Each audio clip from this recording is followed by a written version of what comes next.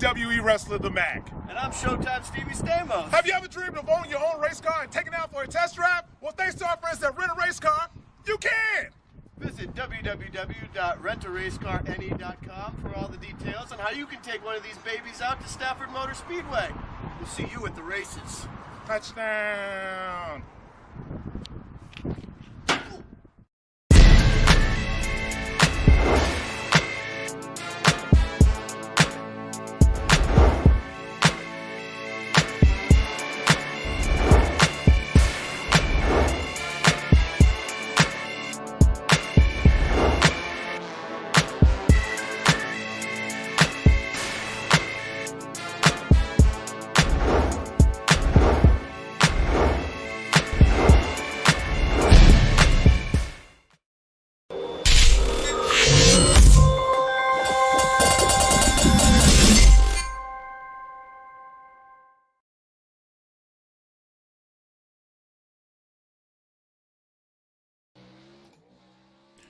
Sunday night once again. That means Sim Racing Unleashed here at Martinsville Speedway, live on Vidane TV. The big show, Paul Strickland Jr. up here in the commentary booth alongside me.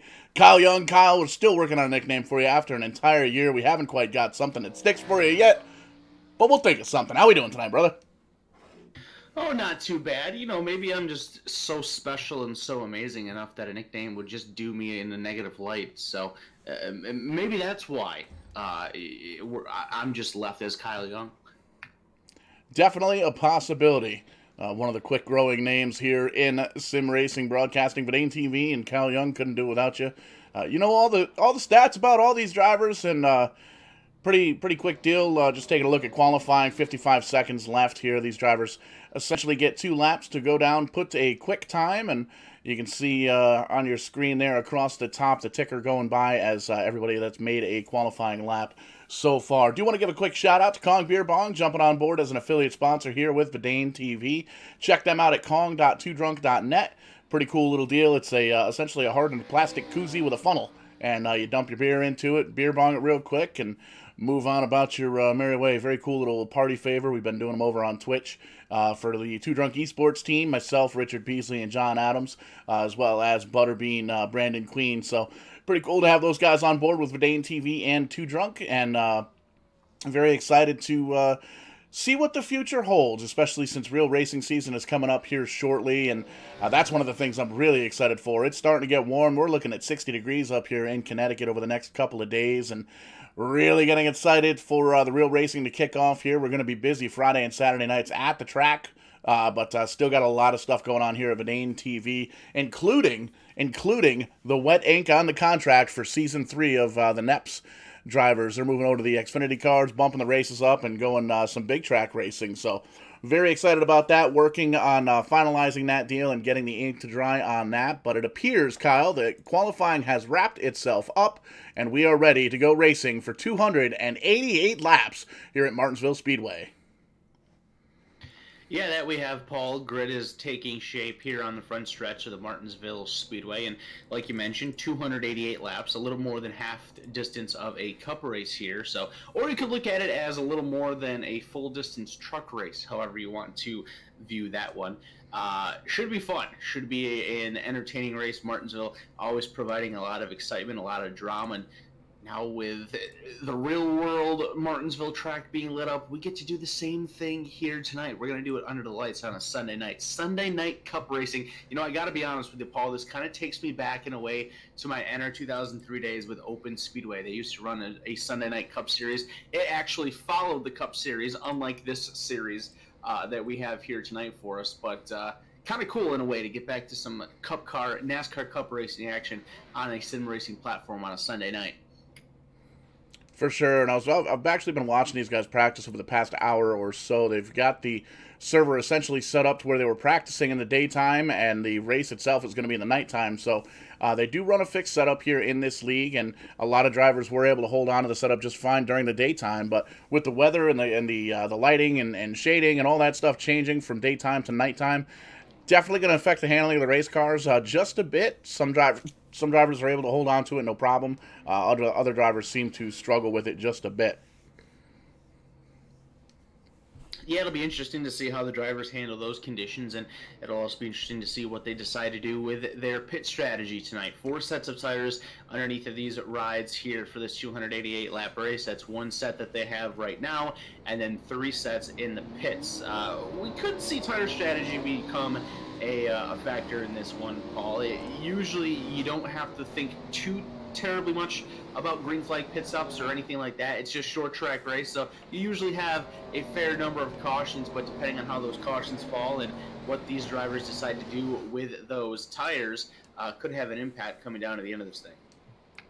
For sure, and we can see the lights are off on the iRacing Mustang pace car, waiting for the timing and scoring to get caught up. As soon as we cross the line, it should give us all of the drivers, but we can see the Hello Kitty car, the number 11 of Cedric Hunter is on the pole, and outside of him is going to be the 77 of Mark Whitley. As you can see, all these drivers going across the screen right now on the final parade lap, getting ready to do some green flag racing. Once that green flag drops, that ticker will update, and you'll be able to get all of the drivers to you and let you know where they started and where they're running throughout the entire race. And if you wanted to follow along at home, if you've got a cell phone or a tablet nearby, you can punch in vidane.net/webtiming, and that'll get you up to date with all the positions, lap times, all that good stuff. We use it here in the booth. Very cool little tool. And there you can see the iRacing Mustang pace car making that hard left-hand turn down pit road, getting ready to drop that green flag as the number 11 of Cedric Hunter going to bring him down. In the Hello Kitty machine, there it is. Green flag in the air, racing at Martinsville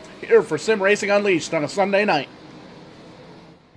Fairly clean started. The front half of the field works their way into turns number 1 and 2. Hunter with a slight advantage coming off of turn 2, but Mark Whitley hanging to his outside very well. He's going to drive it in deep, push way wide, and that will allow the 11 of Hunter to clear for the race lead, and he will come around to complete lap number 1 at the front of the field while they run side by side behind him for second. There you can see a good 3-4 car length lead for the number 11 car over Josh Jones and Mark Whitley side by side for that second position. Everybody behind them pretty much single file. They know it's a long race here at Martinsville, 288 laps. Like you mentioned, Kyle, just a little bit better than half the distance of a NASCAR Cup race. So a long race here tonight. Caution already out here on lap number 3. Looks like the 5 cars around have lane in pointed in the wrong direction. That Tide car not looking so clean. Yeah, it looks like a solo spin here for the number 5 machine of Lane Doyle to bring out the first caution at the completion of lap number 2. We'll pull up the Kong Beer Bong instant replay here for you. And right in the center of turns number 3 and 4, you can see him following behind the number 88 machine of Chris Miller. And we kind of saw that up at the front of the field there, Paul, with the second place battle. It's very easy to stomp that loud pedal a little too hard, light up those rear tires, and spin coming off of these corner exits with them being as flat as they are. So you saw that Lane Doyle was the first victim of that here tonight. We've seen that in some of our other races here at Martinsville Speedway as well. So that's going to be something that these guys are going to have to really manage throughout this race. Absolutely, and it's one of those things, hopefully a lot of the drivers were paying attention to that, because that can happen to pretty much anybody, either coming out of 4 or coming out of 2. It's a flat racetrack here at Martinsville. There's a really good shot, the speed shot, if you will, and you can see a lot of the rubber buildup from practice up on the outside line there. So that's definitely going to be a factor in handling as well, but it's one of those things where you really have to kind of wait for the car to come in, wait for the tire to build the temperatures up, and make sure you've got enough grip before you can smash that loud pedal. You got to kind of finesse it coming out of the turns. You want to basically be on the throttle as much as you are into the wheel, and easier said than done, for, well, anybody, especially me, because I still can't figure out these short tracks, but in theory, that's how it should be driven. Yeah, these cars have a lot of horsepower. They get them into the wheels fairly easily on the short track package, so it as you saw there, it's very easy to misinterpret that, get on that gas a little too hard thinking the car is going to be all right, and then you slip and slide and away she goes coming out off of the turn. Fortunately for Lane, though, he didn't really have a lot of speed there and didn't get into that inside wall. Very easy to slide down into that inside safer barrier. He was able to lock it down and avoid contact, so probably hurt those Goodyear Eagles underneath that number 5 machine, but besides that, that number 5 Tide ride looking pretty good, and we'll have a long way to go coming back through the field here, as he is going to line up in position number 25, it appears, out of the 26 starters that we had for this race. But the good news for him is that it happened early enough to where he has a long time to recover. And with this race being so long, Kyle, there's a lot of different strategies that are going to play out for both green flag and caution. Some drivers are going to come down, maybe take 2 tires, 4 tires, that whole deal there. Some drivers can possibly come down just for fuel. We're going to have a lot of reverse pitting or short port pitting, as it were. It's really tough to tell what these drivers are going to do at the end of the race, being that, do cautions breed cautions? Was this just a one quick self-spin and everybody's going to be able to refocus? We'll get a good long green flag run. Really hard to tell this early on, but definitely going to be a lot of different strategies. As I believe the lights, there they go. The lights are off on the pace car, getting ready, doubling them back up. We're getting ready to go back green flag racing. Going to be crossing the stripe for lap number 9. It's still Cedric Hunter out in front there in car number 11. He's got a new dancing partner on his outside in the 76 of Josh Jones. Mark Whitley will line up third. Steven Stempian is in fourth. And completing your top 5 is the 21 machine of Hunter Haywood. The pace car drops down onto pit road, leaving the field in control by Cedric Hunter. Josh Jones kind of backing off here just a little bit, giving Hunter a very big advantage here down the front straightaway. He will take advantage of that, driving off with the lead into turn number 1, side by side for position number 2. Mark Whitley in the 77 trying to take it back, and he does so off of turn 2. 26 drivers still in this race and on the lead lap. It looks like Clifton Ashley in the number 41, the number 4, and the 51 of Buzz. As we see a little 3-wide action there coming out of turn 4 rather. Check that. 26 drivers still in the race and on the lead lap. 2 drivers missing the call. Still anybody's ball game here at this point. Lap number 10. You can see the front 4 or 5 cars pretty much single file. And at this point, we're just trying to. There you can see a nice wide shot of all the cars all the way around the track here. Once we get green flag racing, you'll notice, well, there's another caution. Yeah, we got a couple cars up into the outside wall in the center of turns number 3 and 4. It appears that the 05 machine of Terry Duguay and the 56 of Dakota Bryan have made contact with each other and have found that outside safer barrier. So gives us our second opportunity to bring up the Kong Beer Bong instant replay. And there you see the 05 of Terry Duguay ripping the lip there up in turns number 1 and 2. Dakota Bryan right in front of him, and it looks like Duguay just gets in a little too hot into turn number 3, gets into that back bumper, spins the 56 around, and then the 56 is able to slide back up and kind of give a dose of instant karma to Terry Duguay. And those 2 cars make contact with each other and the outside wall in the center of turns number 3 and 4. So both cars able to roll away from the incident scene. Doesn't look like there's too much damage on either of those machines. There was at least a significant dose of contact into that outside wall.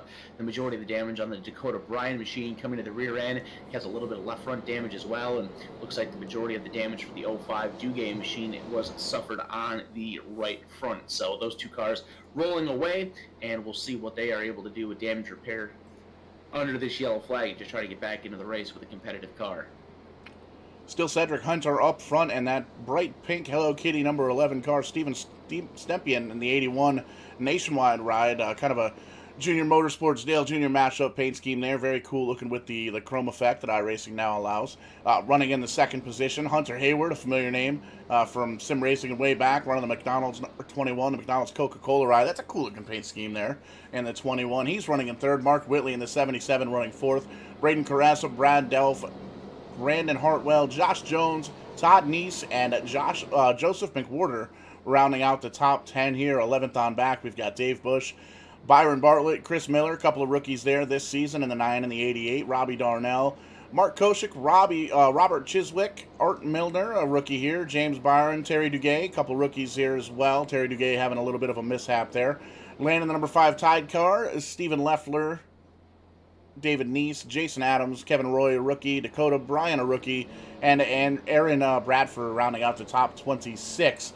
And those are the 26 cars that are on the lead lap here, Kyle. It's a pretty cool league we've got going on here with Sim Racing Unleashed. You can actually check out their website, SimRacingUnleashed.com.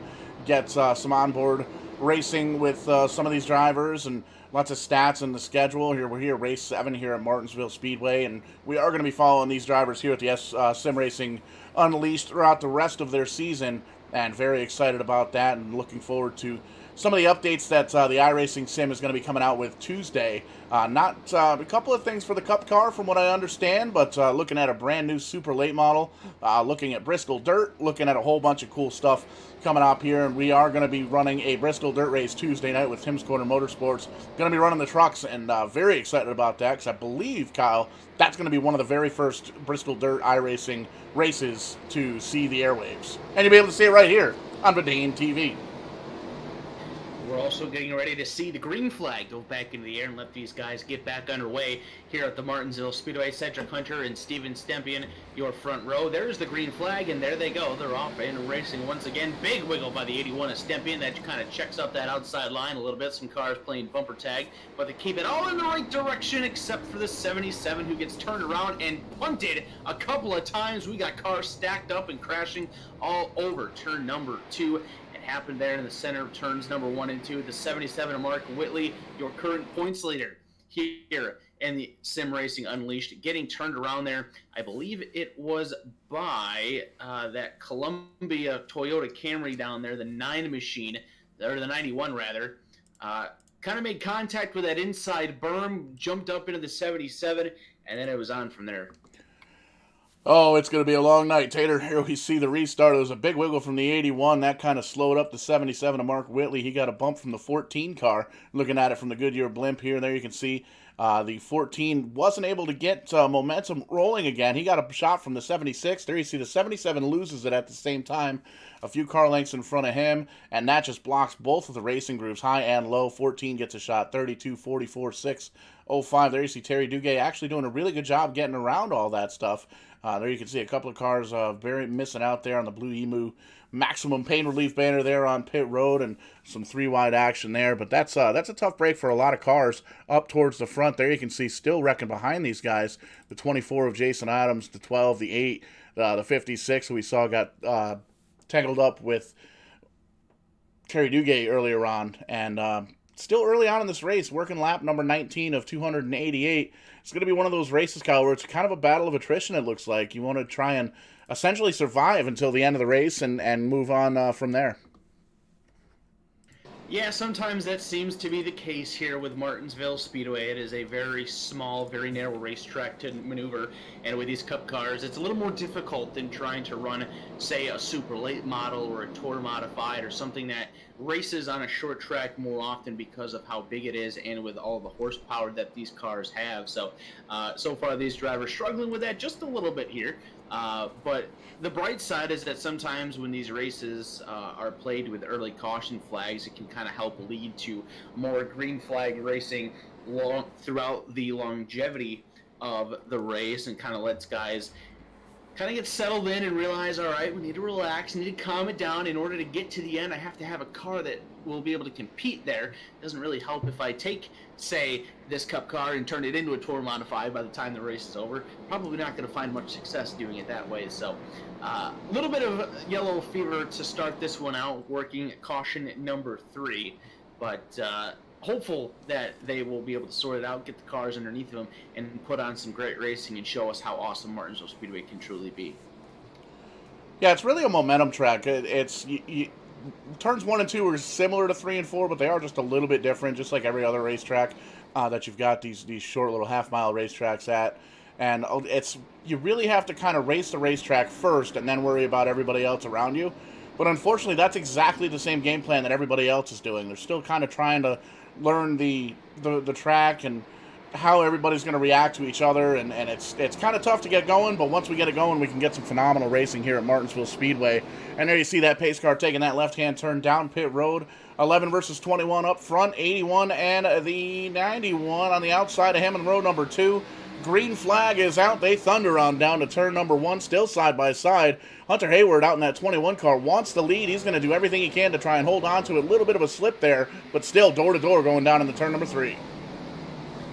He was able to nick Cedric Hunter at the line for the race lead, but will not be able to hang on to it as he drops back into position number 2 in the Coca-Cola Chevrolet Camaro. And as soon as he does that, the caution flag returns for the 4th time here tonight. Looks like we have another issue with the 05 machine of Terry Duguay, and based off of the positioning, nope, I am wrong. Thought that maybe he had the same symptoms of struggle that the 5 of Lane Doyle had coming off of turn number 4 there. But this time, Paul, he had a little bit of help from that 14 car. Yeah, we're pulling up the Kong Beer Bong instant replay right now, and we can see right off the rip skis the 05 of Terry Duguay having a little bit of help here from the 14 car. It looks like you can see just a little bit of a bump, a little bit of a tap, and then a little bit of a spin him on around and almost a pit maneuver there, and you can see he does a great job getting that thing stopped real quick. Whoa, that was tight. That was tight, too. There you can see 77 gets a little bit of a tap there, but right on board, locksmith number 05 getting pointed in the right direction. He's going to try and move himself up towards the front. Currently scored in the 18th position, and it looks like we got a couple of drivers on pit road under this caution. Taking a look, the 9 of Brian Bartlett is on pit road. The 77 looks like he came down for 2 quick tires. We're seeing the 72, the 04, Stephen Leffler, James Bryan down on pit road, and the 33 of Mark Koscheck still on pit road. 9 laps down at this point, getting some damages repaired on that car. So there you can see the 9 right behind him as well. Kind of long stops here, looking at 30 to 40 seconds so far and ticking. And there you can see there's still a bunch of damage on the back of that 9 car, but he's going to take off and try and at least stay on the lead lap. But up front, still Cedric Hunter, Hunter Hayward up front. It's kind of a Hunter and Hunter show.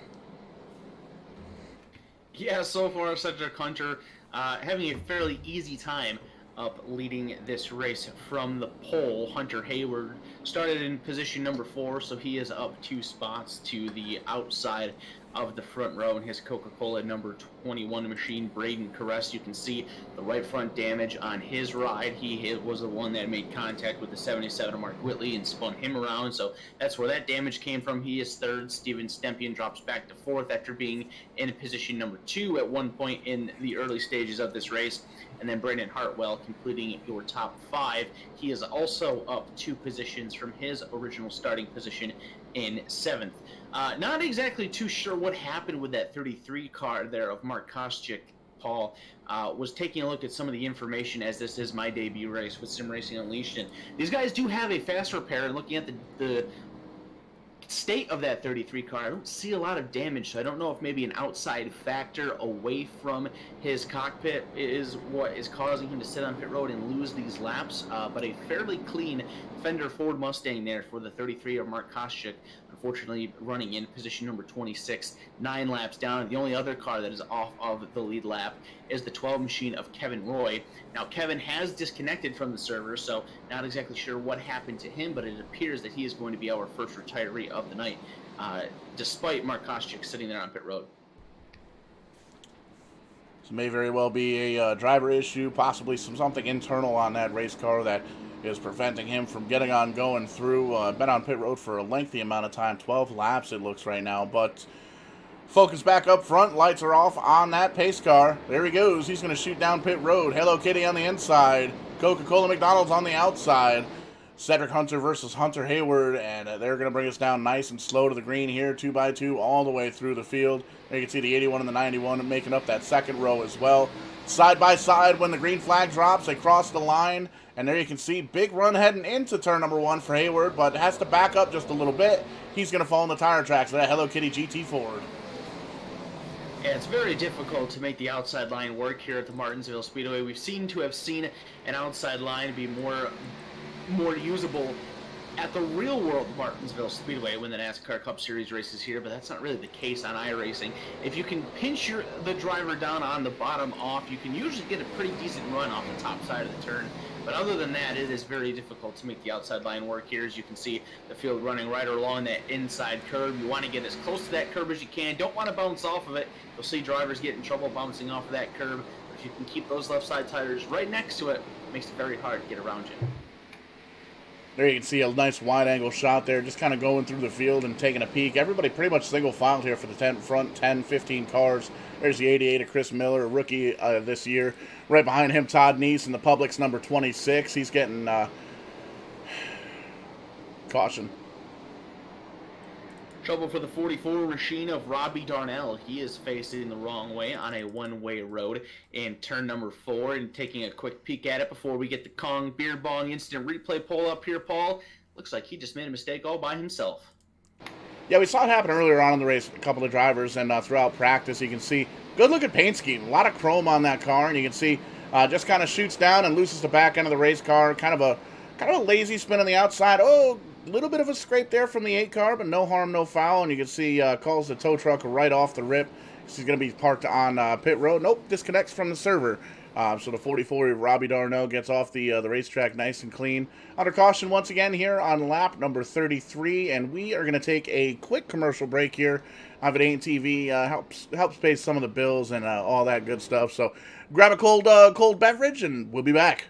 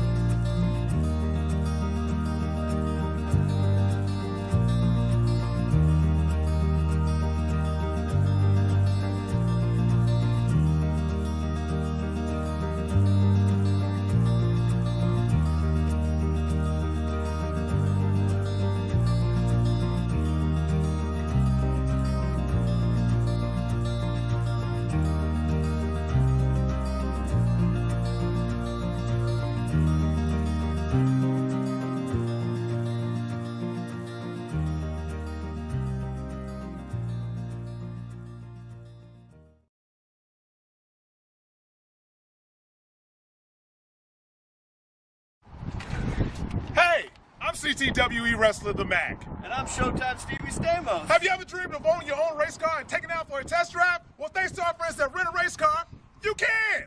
Visit www.rentaracecarne.com for all the details on how you can take one of these babies out to Stafford Motor Speedway. We'll see you at the races. Touchdown!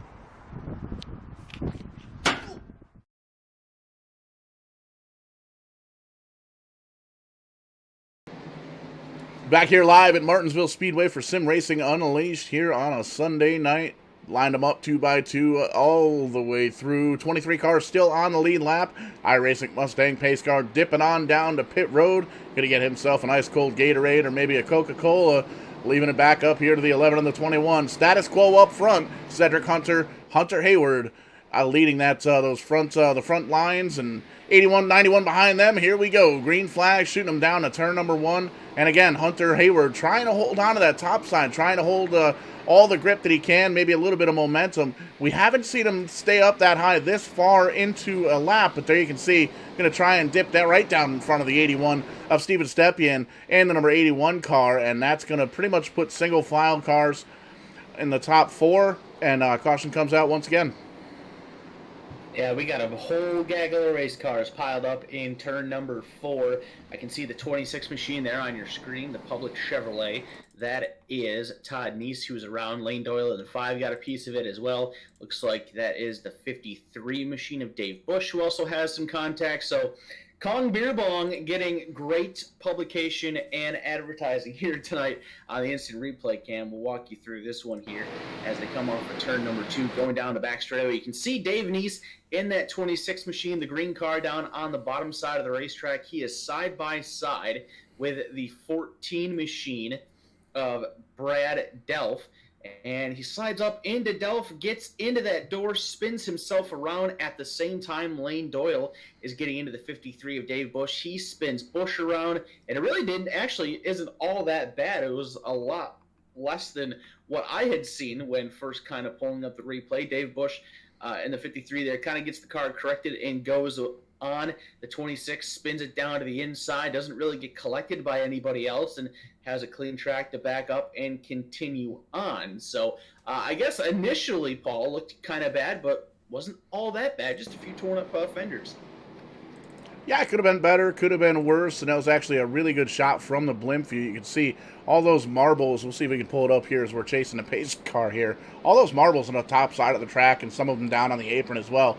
All those little black dots are specks of rubber that have come off of these tires throughout the first few laps here of the race, as well as in practice. So a lot of drivers may very well be struggling with that rubber buildup, as you can get the car pretty much set on top of that. Right in the racing groove, we're pretty much fine. You can see it's nice and clean all the way throughout here on the lighter portion of the racetrack. But as these drivers kind of start to explore a little bit, they get the rubber balls on their tiles, and it's just like driving on marbles, and it's really tough to hold on to these race cars.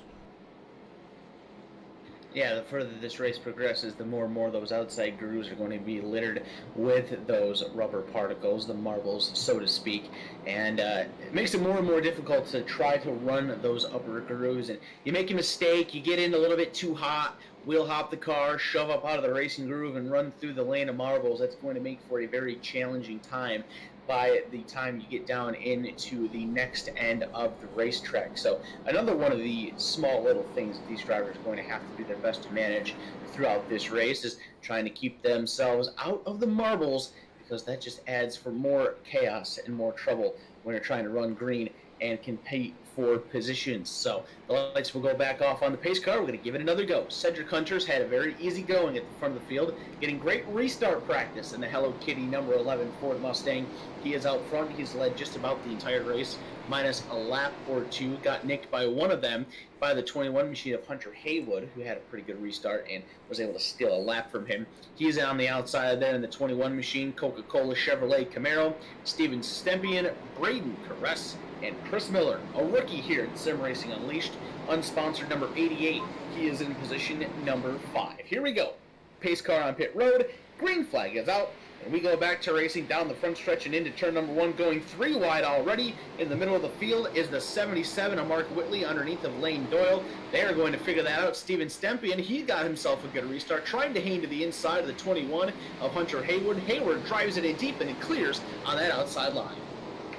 That 15 of Art Miller, rookie class driver here in front of the car, is definitely shot, and you can see he's still struggling with the handling of the race car. And a lot of drivers on different driving styles. A lot of drivers trying to drive it on deep and slam on the brakes halfway through the turns, and some of the drivers trying to kind of ease through here. It might be one of the issues that we're having here, Kyle. It's just the different driving styles here. Oh, absolutely. These drivers tackling this racetrack in many different ways. In some ways, this place races like a road course with how flat it is. It's just connected with 2 left-hand turns. So the guys that have good road racing experience, they have a different way to tackle this racetrack than what some of the old guys do. And it's interesting. You see it in the real world, too. Good road racers like A.J. Allmendinger always came here to find success. So me being new to this league, not very familiar with all these drivers just yet, but it wouldn't surprise me if some of the guys that are finding success here tonight are also good road course racers as well. For sure, and that's one of those deals where you can kind of pretty much take every aspect of road racing and kind of throw it into Martinsville. You've got the hairpin turns, you've got your hard on the brake and the gas. A lot of drivers will do that weird heel-toe thing that I could never figure out. And that's why I'm not a road racer or a short track racer. I usually stick to the super speedways, and, well, I wasn't even good at those, so I came over here to do the TV deal, and I think I'm doing all right. Trouble for that 15 machine that you just mentioned there, Paul. Art Miller off the pace down on the inside. The leaders are able to go on by there off of turn number 2, so he will fall off of the lead lap. We do stay green, though, and that 15 car has found a little bit more pace down on the bottom of the track. He's still kind of in the racing groove. Cars are splitting him all over the place, but we are staying green as we continue to watch this battle for the race lead go on. The 21 of Hunter Haywood. Now that he's gotten a few green flag laps, he's kind of focused in on that back bumper of your race leader in the 11, Cedric Hunter. Cedric not able to pull away from him quite just yet, but the 21 still needs to find a little bit more speed to try to make the pass for the lead.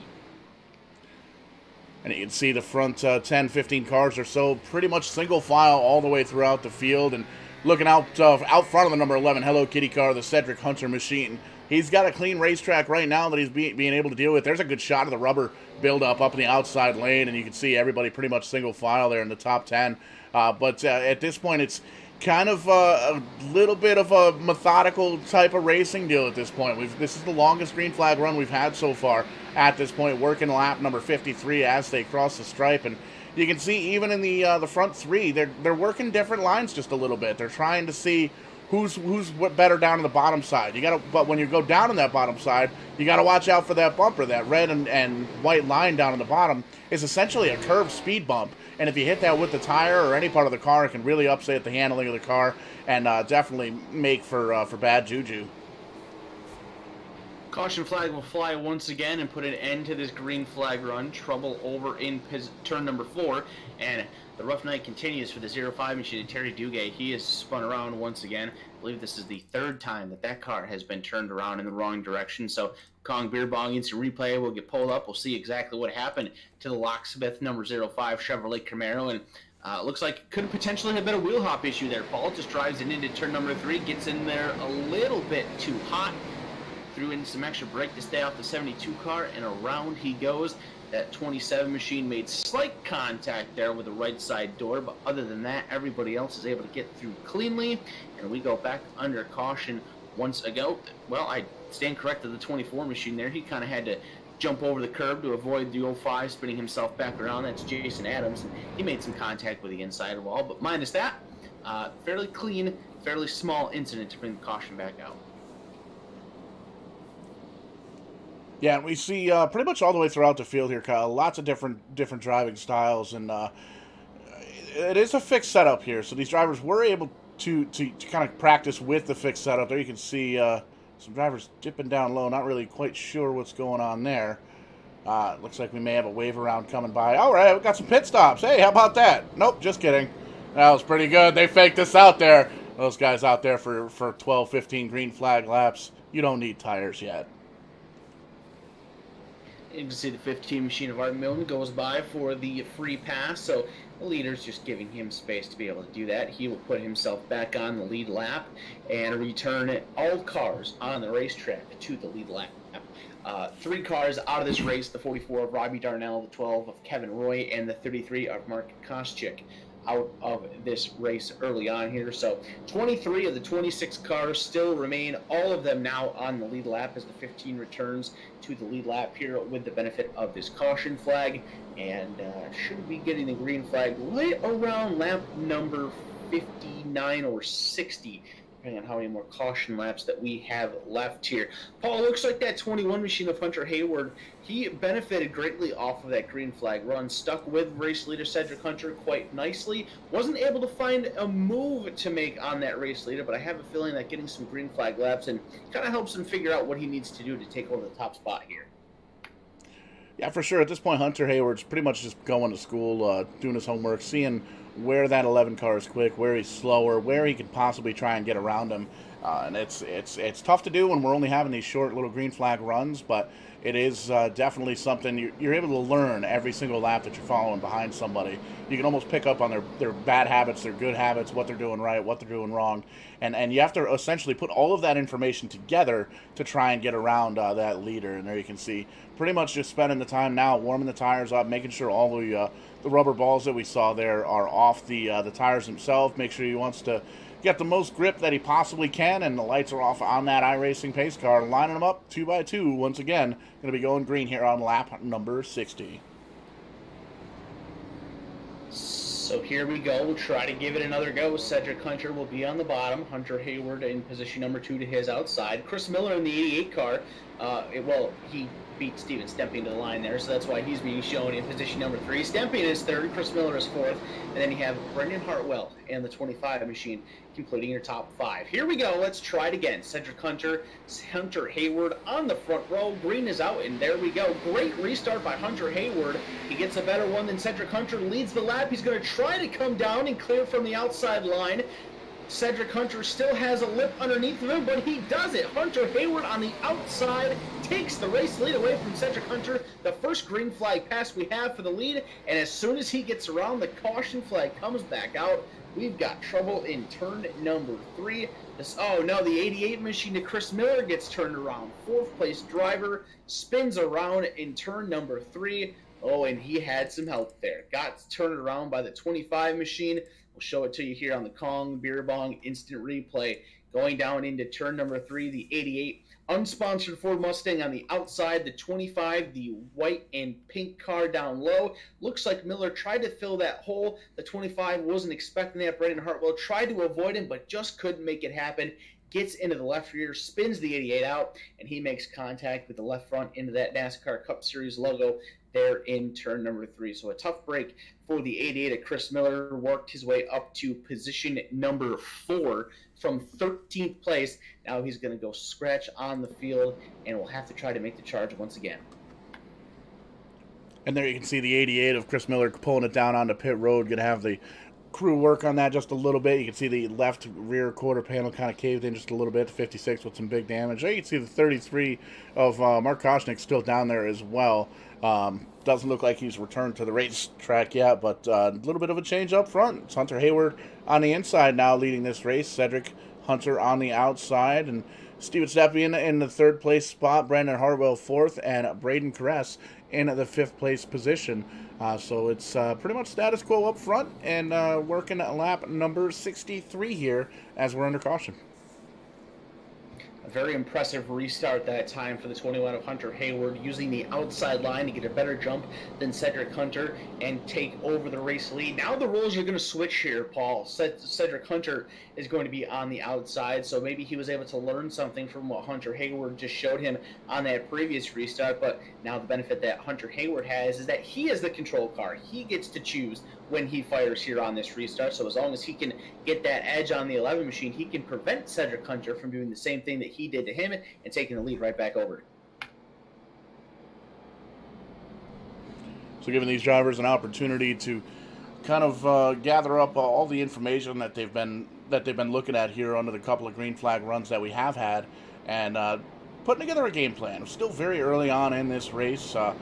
Working a lap number 64 of 288. It's going to be a long night here at Martinsville Speedway, I imagine, because we still got a long way to go, and, well, we got all the time in the world to get there, as it's a Sunday night here, but should be lights off on the pace car, and there we can see everybody's going to tighten it up, go 2x2 all the way throughout the field, and I do want to give a little bit more love over to Kong Beer Bong. Pretty cool little deal, signed on as an affiliate sponsor here with Vidane TV. It's essentially a hardened plastic koozie with a funnel, and with that funnel you can Kong your beers and chug them down real quick and don't even get a brain freeze after the fact. I ordered one for myself, and pretty cool to have them jump on board as a sponsor here at Vidane TV. Check them out at kong.twodrunk.net.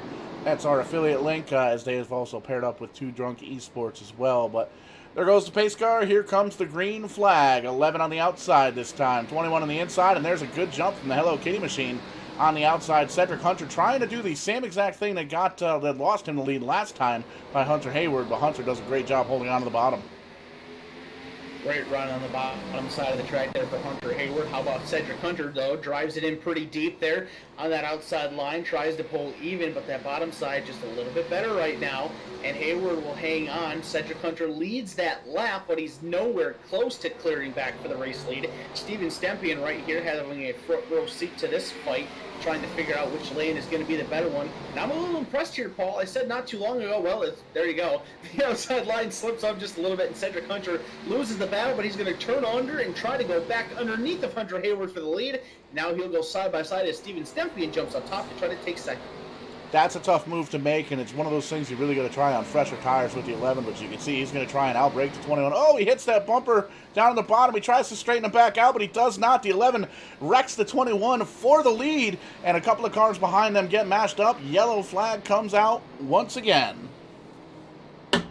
The driver that gets the worst end of the deal out of that one is the 25 of Brendan Hartwell. He was nowhere near the cause of that one, but it took the 21 of Hunter Hayward a little while to gather that car up, and when he did, he used the 25 of Brendan Hartwell as a benefit to that. So the 25 gets spun around. It's going to cost the 21 a handful of positions and should hand the lead over to Cedric Hunter. We'll pull it up here once again on the Kong Beer Bong instant replay. A great side-by-side battle going into turn number 3 for the race lead, and Cedric Hunter just bounced off that inside curbing just a little bit. You can see it there with the left front, shoots up into the door of Hunter Hayward, gets him right in the number that spins him sideways. The left front makes slight contact with the 11, doesn't save him until the 25 gets him in the door. The 25 spins down into the inside, safe for barrier. 76 finding just enough space to squeeze on through. That was Josh Jones. But unfortunately for Brendan Hartwell, he spins around and it looks at oncoming traffic. Fortunately for him, nobody piles into him. And some front end damage on that machine. You can see as he spins back around here, the front bumper cover completely gone off of that car after he bounced off the inside wall. Spins that thing around and continues on.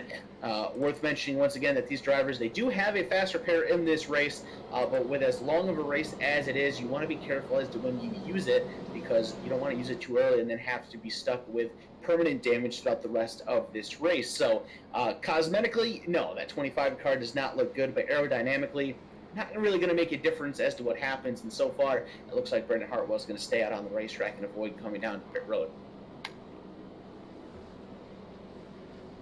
Yeah, a little bit too early in the race, I think, to be doing a quick, I don't want to call it a dive bomb, but a little aggressive move there on the outside or on the inside lane for the number 11. But I guess no harm, no foul. We are into caution once again. A couple of cars losing some sheet metal there, but the good news is it's virtual. It doesn't really cost anything other than $9.99 a month or $12.99. What's the iRacing subscription? $12? $13 a month. $13. I was close.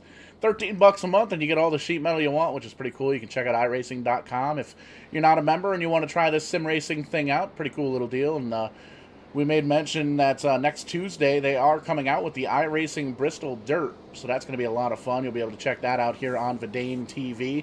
Going to be doing one of the very first broadcasts with that Bristol Dirt race and iRacing here on Vidane TV. So very excited about that, and glad to have Tim's Corner Motorsports putting on that special event there. I do believe that is open to the public. If you want to shoot on over to timscorner.ca and get yourself registered up for the Special Events League. And Tim also runs the weekly racing series. Currently, this season, it's Nashville Fairgrounds. Pretty good season so far. Over 50 drivers have started at least one race here on Wednesday nights. And right before we run that weekly racing series, before we run the Fatheads Cup series on Wednesday nights as well. Those guys run at 9 o'clock. Very cool to have them on board. Pretty unique sim racing deal is they kind of follow in the footsteps of the NASCAR Cup team. So it's all of the teams are, you've got your Hendrick Motorsports, your Richard Childress Racing, your Spire Motorsports, and everybody's got to run essentially a Cup paint scheme throughout the season. So pretty cool deal. It's really easy to kind of learn the teams and the drivers, and very excited to have those guys here on Wednesday nights. But speaking of excitement, Green Flag is getting ready to come out once again here, Kyle. That it is. Front row, Cedric Hunter in the 11, Steven Stempian in the 81. Here we go, back to racing, checking up on the bottom side there. I think Hunter Hayward tried to get a little bit of a jump on the race leader, Cedric Hunter, and was not able to time it properly, so that stacks everybody up, but they survive it side by side. Steven Stempian on the outside line, trying to do what he saw the 21 machine do earlier on, and he will do it. He will clear for the race lead, but he doesn't come down. He sticks to that outside line, but it will not matter. He will hang on to the race leader, and now he'll come down to the bottom side of the track. So new race leader, the Nationwide Insurance number 81 of Steven Stempian. And you can see definitely a quick car in the 81. He's got about a 2 or 3 car length lead over the number 11 there. And just seems like he's pulling away. He's doing a really good job coming off of the corners. And you can see the 11, a little bit different driving style as he comes in to the corners. Pretty hot and heavy. But speaking of hot and heavy, caution once again. Looks like the 91 of Braden Caress pointed in the wrong direction in that Colombian number 91, or the Columbia rather number 91. So that gives us another opportunity to pull up the Kong Beer Bong instant replay. And Kyle, I got to tell you, it's a good thing we agreed to just show their logo every time the caution and not calling a beer every time, because, man, you'd be doing this show alone. You'll probably be headed to the intensive care unit at your local hospital, have that been the case. So you can see Braden Cresta on the outside. We may mention of it earlier, Paul, another victim of just getting on the gas a little bit too hard coming off the turn. He almost had it saved, but the 32 there of Joseph McWhorter just didn't have enough time to react to it, and he gets into the left rear, spinning that number 91 machine around, and he makes inside wall contact with the back end of his Columbia Sportswear number 91 Toyota Camry. So unfortunate there for that driver. He started up in position number 5, was inside the top 5 for pretty much the entirety of this race thus far, and now he'll have to go to the back and try to work his way back up through here throughout the remainder of this event. So still have all 23 cars on the lead lap. Haven't really had any major incidents to knock drivers off the lead lap or enough green flag laps to get into lap traffic. Some cars are down on pit road right now. I mentioned obviously the 91 is on pit road. Todd Neese in the 26, he is down on pit road. The 72 of Stephen Leffler also taking service on his ride. They are coming out of the pits right now, and they will rejoin at the back of the field. Might as well, right? Might as well take advantage of this caution period, throw some new Goodyear Eagles underneath that ride, and see what you can do to work your way back up through the field. Yeah, for sure, and it gives these drivers a chance to kind of reset and maybe a new set of scenery. As you know, maybe they aren't running in the middle of the pack. Maybe they're going to start in the back of the pack and kind of bide their time just a little bit. We have had a lot of caution flags here tonight at Martinsville. Currently working lap number 80 of 288, and it's been a rough road to hoe so far. Lots of damaged race cars all the way throughout the field. These front 3 pretty much been the class of the field here. The 81 Steven Stepien just taking a lead within the last 10 laps.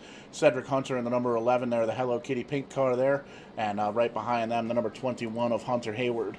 Pretty clean all the way around. You see the 77 has worked his way back up into the top 5. Mark Whitley. A little bit of damage all the way around that race car. Looks like somebody kind of just took a ball peen hammer and just kind of hit random spots on that race car, but still running up towards the front. There you can see the 76, same deal. Lots of damage on that car, but still seems to be running A-OK. Missing the missing the front nose there, kind of looking like a modified just a little bit, but no harm, no foul, as we say. Joseph McWhorter running in 6th, Brad Delph in 7th, David Neese 8th, Brian Bartlett 9th, and Lane in the 5 tied car running in the 5th position. The highest running rookie currently, Brian Bartlett in the number 9 car. He is running in that 9th position. Rookies throughout the rest of the fact, 11th place is going to be the 88 car, and 12th, Terry Duguay in the 05. After a bunch of wrecks earlier on, he's moved himself back into the 12th position, and the 88 of Chris Miller running in the 11th position. So pretty cool to have the rookie classifications here, and pretty cool to see the lights off on the pace car. Lining them up 2 by 2 again. A little bit different up top. It's going to be 81 in the bottom side and the 11 on the high side. And keep an eye on that 21 car of Hunter Hayward, Kyle. I bet you he's hungry. I bet you he's going to try and get that lead. I wouldn't doubt that for a moment. Here we go back to green flag racing. That outside line proving to be strong once again. Cedric Hunter with a great launch and will lead the field down into turn number 1. Here comes Stempien back underneath, and the caution flag flies before they have an opportunity to really fight this one out. Trouble for the number 8 machine of Aaron Bradford. He is spun around over in turn number 1. Looks like he got some help from the 53 machine of Dave, or is that the 56 machine? That is the 56 of Dakota Bryan, rather. Dakota Bryan getting into the back of the 8 car and spinning him around. So here we go. Kong Beer Bong instant replay. Going down the front straightaway here. Dakota Bryan in the black 56 car. He is following Aaron Bradford in the number 8 machine. And he can see a little bit of a hole there. He tries to go for it, and it just wasn't the smartest move to make. Gets into that left rear, spins Bradford around. Bradford slides up, is able to avoid contact with the wall. The 53 of Dave Bush, he does a great job getting around. Todd Neese almost comes to a stop, finds a way to get around, and Aaron Bradford puts it in first gear and drives away. So very, very minor incident there, but enough to bring the caution flag back out. Bradford will pull away and rejoin the field with very minimal damage, if any, to that number 8 Chevrolet Camaro. I just think the 56 of Dakota Bryan didn't like the fact that Aaron Bradford drinks Twisted Teas, and I don't blame him. Twisted Teas are gross.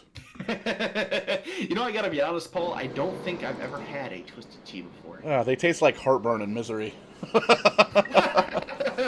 Unless they wanted to sponsor us. If you're out there, we do have lots of marketing opportunities here at Vidane TV. You know, I gotta be honest, Paul, I don't think I've ever had a Twisted Tea before. Unless they wanted to sponsor us. If you're out there, we do have lots of marketing opportunities here at Vidane TV. Unless they wanted to sponsor us. If you're out there, we do have lots of marketing opportunities here at Vidane TV. We could even throw a twisted tea in our Kong beer bong. There you go. I like cross-brand, business-to-business advertising. I like that, Paul. Very creative. Hey, you got to pay the bills here somehow.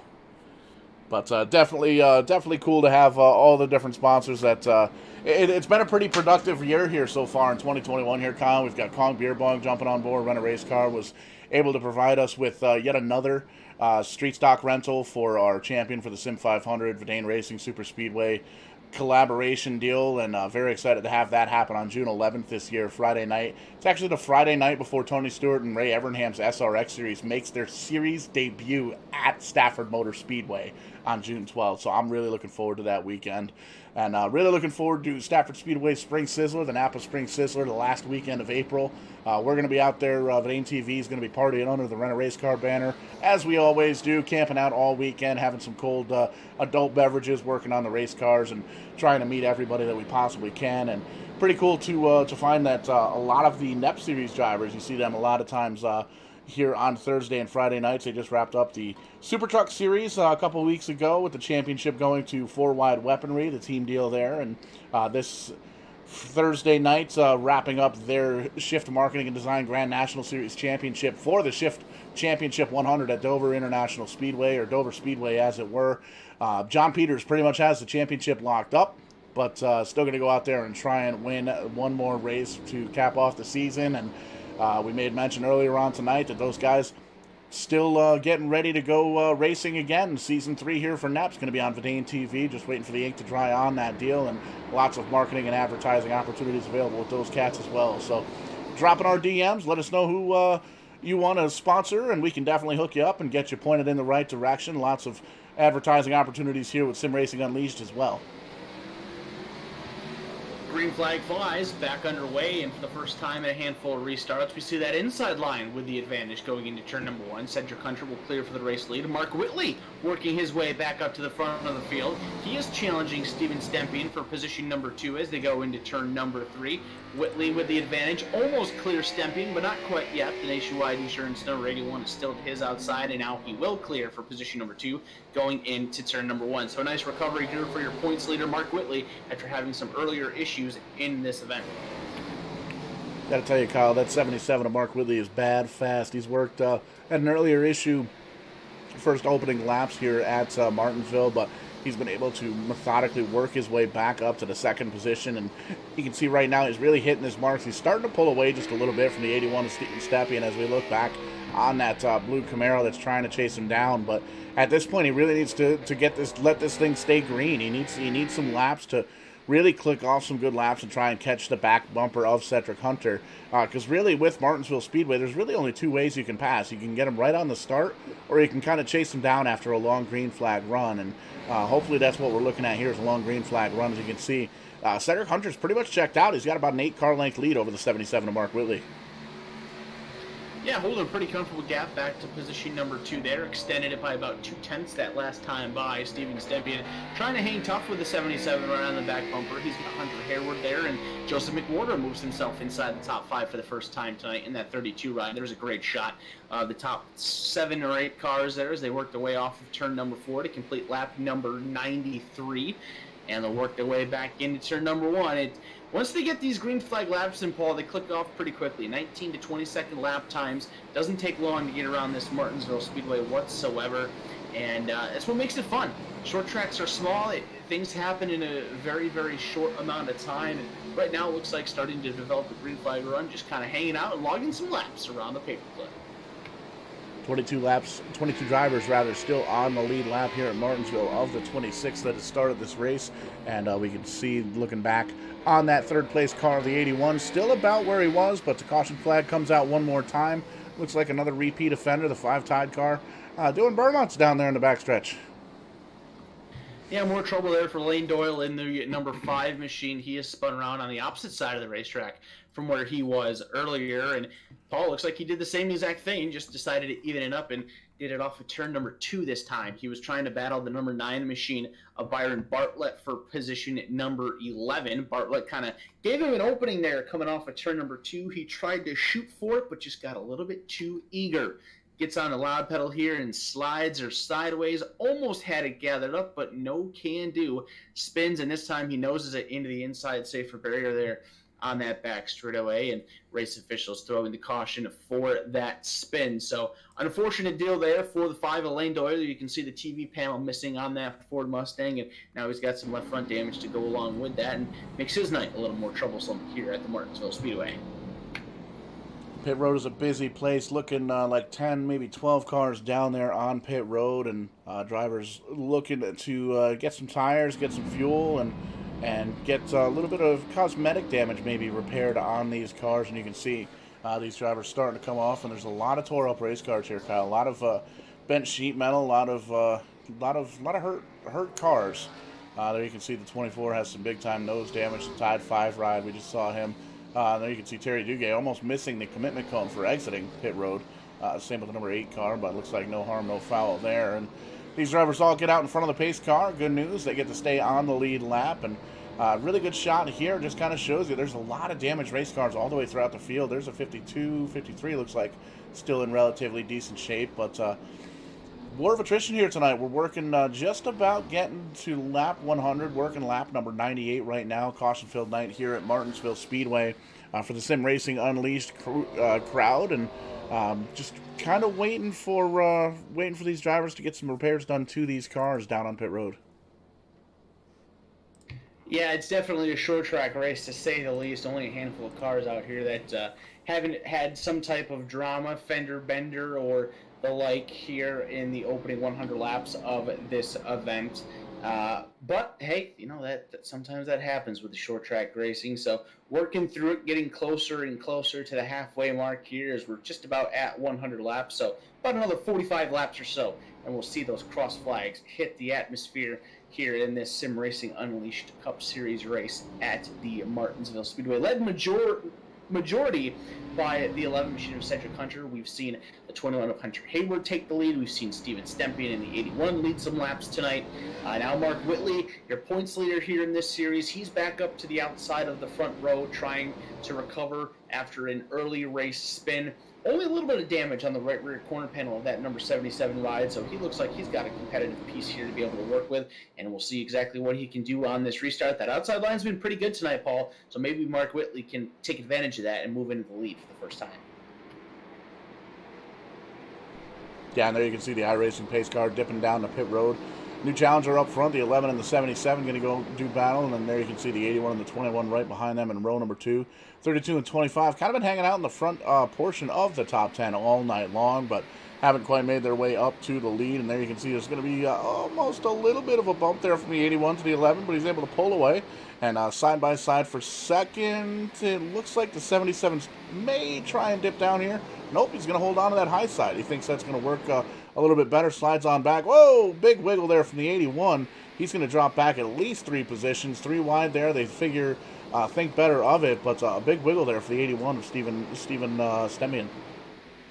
Close call there for Stempien, but he's able to gather it back up. Now he battles with the 32 of Joseph McWhorter for position. Hang on, watch that curbing. He bounces off of it, shoves up the track a little bit, and will find a home behind the 32 machine in position at number 5.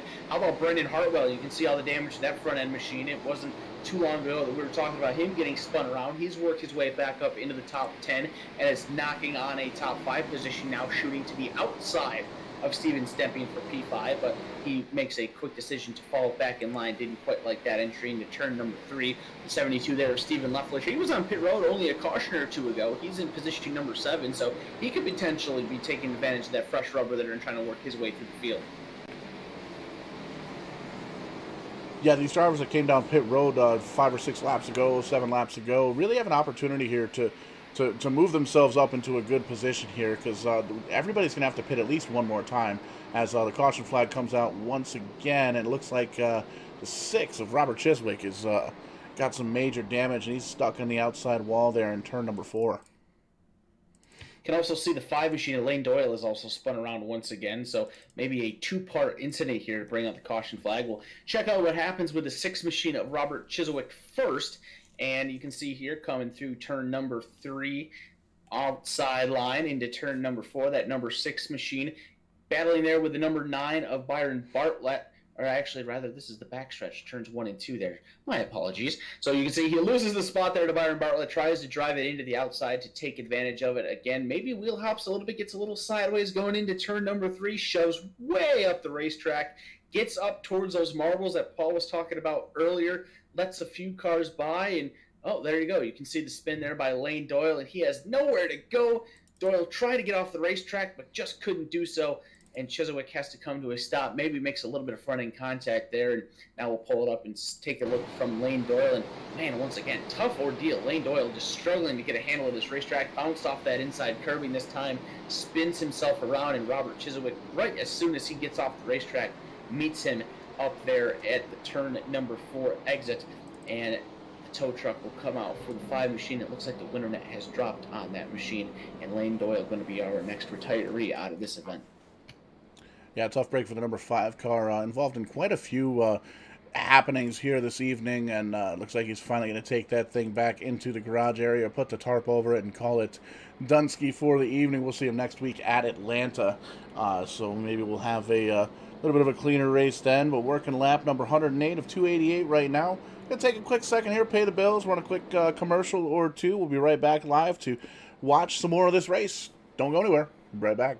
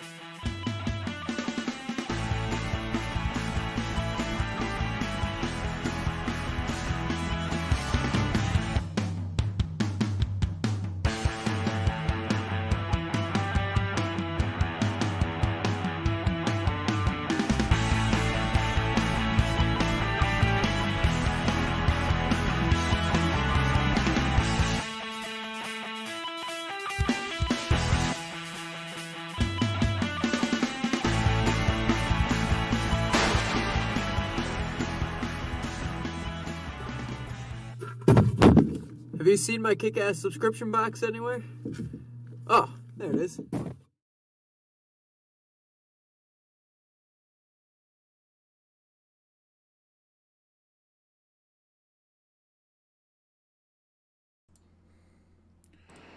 The lights are off of the iRacing Mustang pace car. We're lined up 2 by 2. 77 on the outside. Warming up the tires. The 11 Hello Kitty car still on the inside of the front row leading this race. Hunter Hayward in 3rd. Joseph McWhorter up to 4th. And Steven Stepien in the 5th position. Check that. That's going to be the 32 of Joseph McWhorter in the 4th position. 5th position there. In any sense, green flag is flying in the air. Green flag once again doing some more racing here at Martinsville. Mark Whitley with a good restart on the top side. Challenges for the race lead going in turns 1 and 2. Cedric Hunter makes up some ground there on the bottom side of the track. They'll enter turn number 3 just about even. Hunter pushes up the track a smidge, bounces off the curb, but he's got the advantage coming off of turn number 4. Will he lead the lap? Survey says no. Mark Whitley gets him by 4 thousandths of a second. Now Cedric Hunter with a big advantage, and he does clear for the race lead coming off of turn number 2. He will put that 77 behind him. 21 falls in line in 3rd, and we're side by side for 4th with Stempien and McWhorter. Top 3 single files still doubled up, but looks like they think better of it.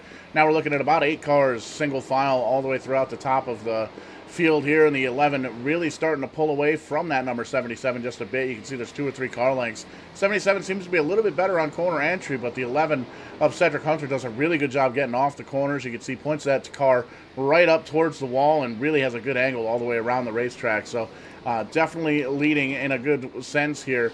Take a look back here to 5th place. Everybody, again, still pretty much single file. But 5th place, Joseph McWhorter in the number 32 car. A lot of damage around the car there. Behind him, Stephen Leffler, Josh Jones, the 72 and the 76. A little bit of a battle there for 6th place, and the 76 thinks better of it. He's going to tuck back in behind the number 72. The 72 washes up just a little bit. He opens the door for Leffler. Check that. He opens the door for Jones. Jones is going to open that door, kick it down, and he skips the bumper just a little bit down there on the bottom of the racetrack, and you can see the 25 in the shot there loses a little bit of momentum, but the 76 takes this position, gets around the number 72 car, and he's going to move on through. He's going to take the 88 of Chris Miller with him. So Stephen Leffler starting to lose a couple of positions here. The 88 of Miller is able to complete that pass, and he will move up into position number 7. Leffler will fall in line behind him and in front of Brendan Hartwell in the 25 machine. Lap number 116 goes into the books up at the front of the field. Still Cedric Hunter leading the way, 0.6 of a second over the 77 machine of Mark Whitley, who's trying to keep the 21 of Hunter Hayward behind him. Hayward right there tucked up on the back bumper, trying to do what he can to take over position number 2, but still pretty much. Oh, I think this 81 machine, oh yeah, 81's in trouble. Steven Stempien way up the racetrack. He is off the pace and is going to lose a handful of positions now. Not exactly sure what happened to that machine, but he made a big mistake going into turn number 1. He is going to fall way outside the top 5 and maybe even outside the top 10. Yeah, that's tough, and it's tough to kind of call what exactly happened with the 81 because there's a lot of different things that could happen. You can get into somebody else, get into the wall, and really lose a lot of momentum. Looking around the car itself, it doesn't look like the damage is too bad. We can see the front looks pretty good, the right side looks good, the back looks good. A little bit of a crinkle there, so not entirely sure what went down with the 8 car, but it looks like he's trying to hold on to that top 10. He's got Dave Bush in number 53. That's a good-looking paint scheme in that 53 car, but he's trying to get around him to see if he can get him in that top 10 position.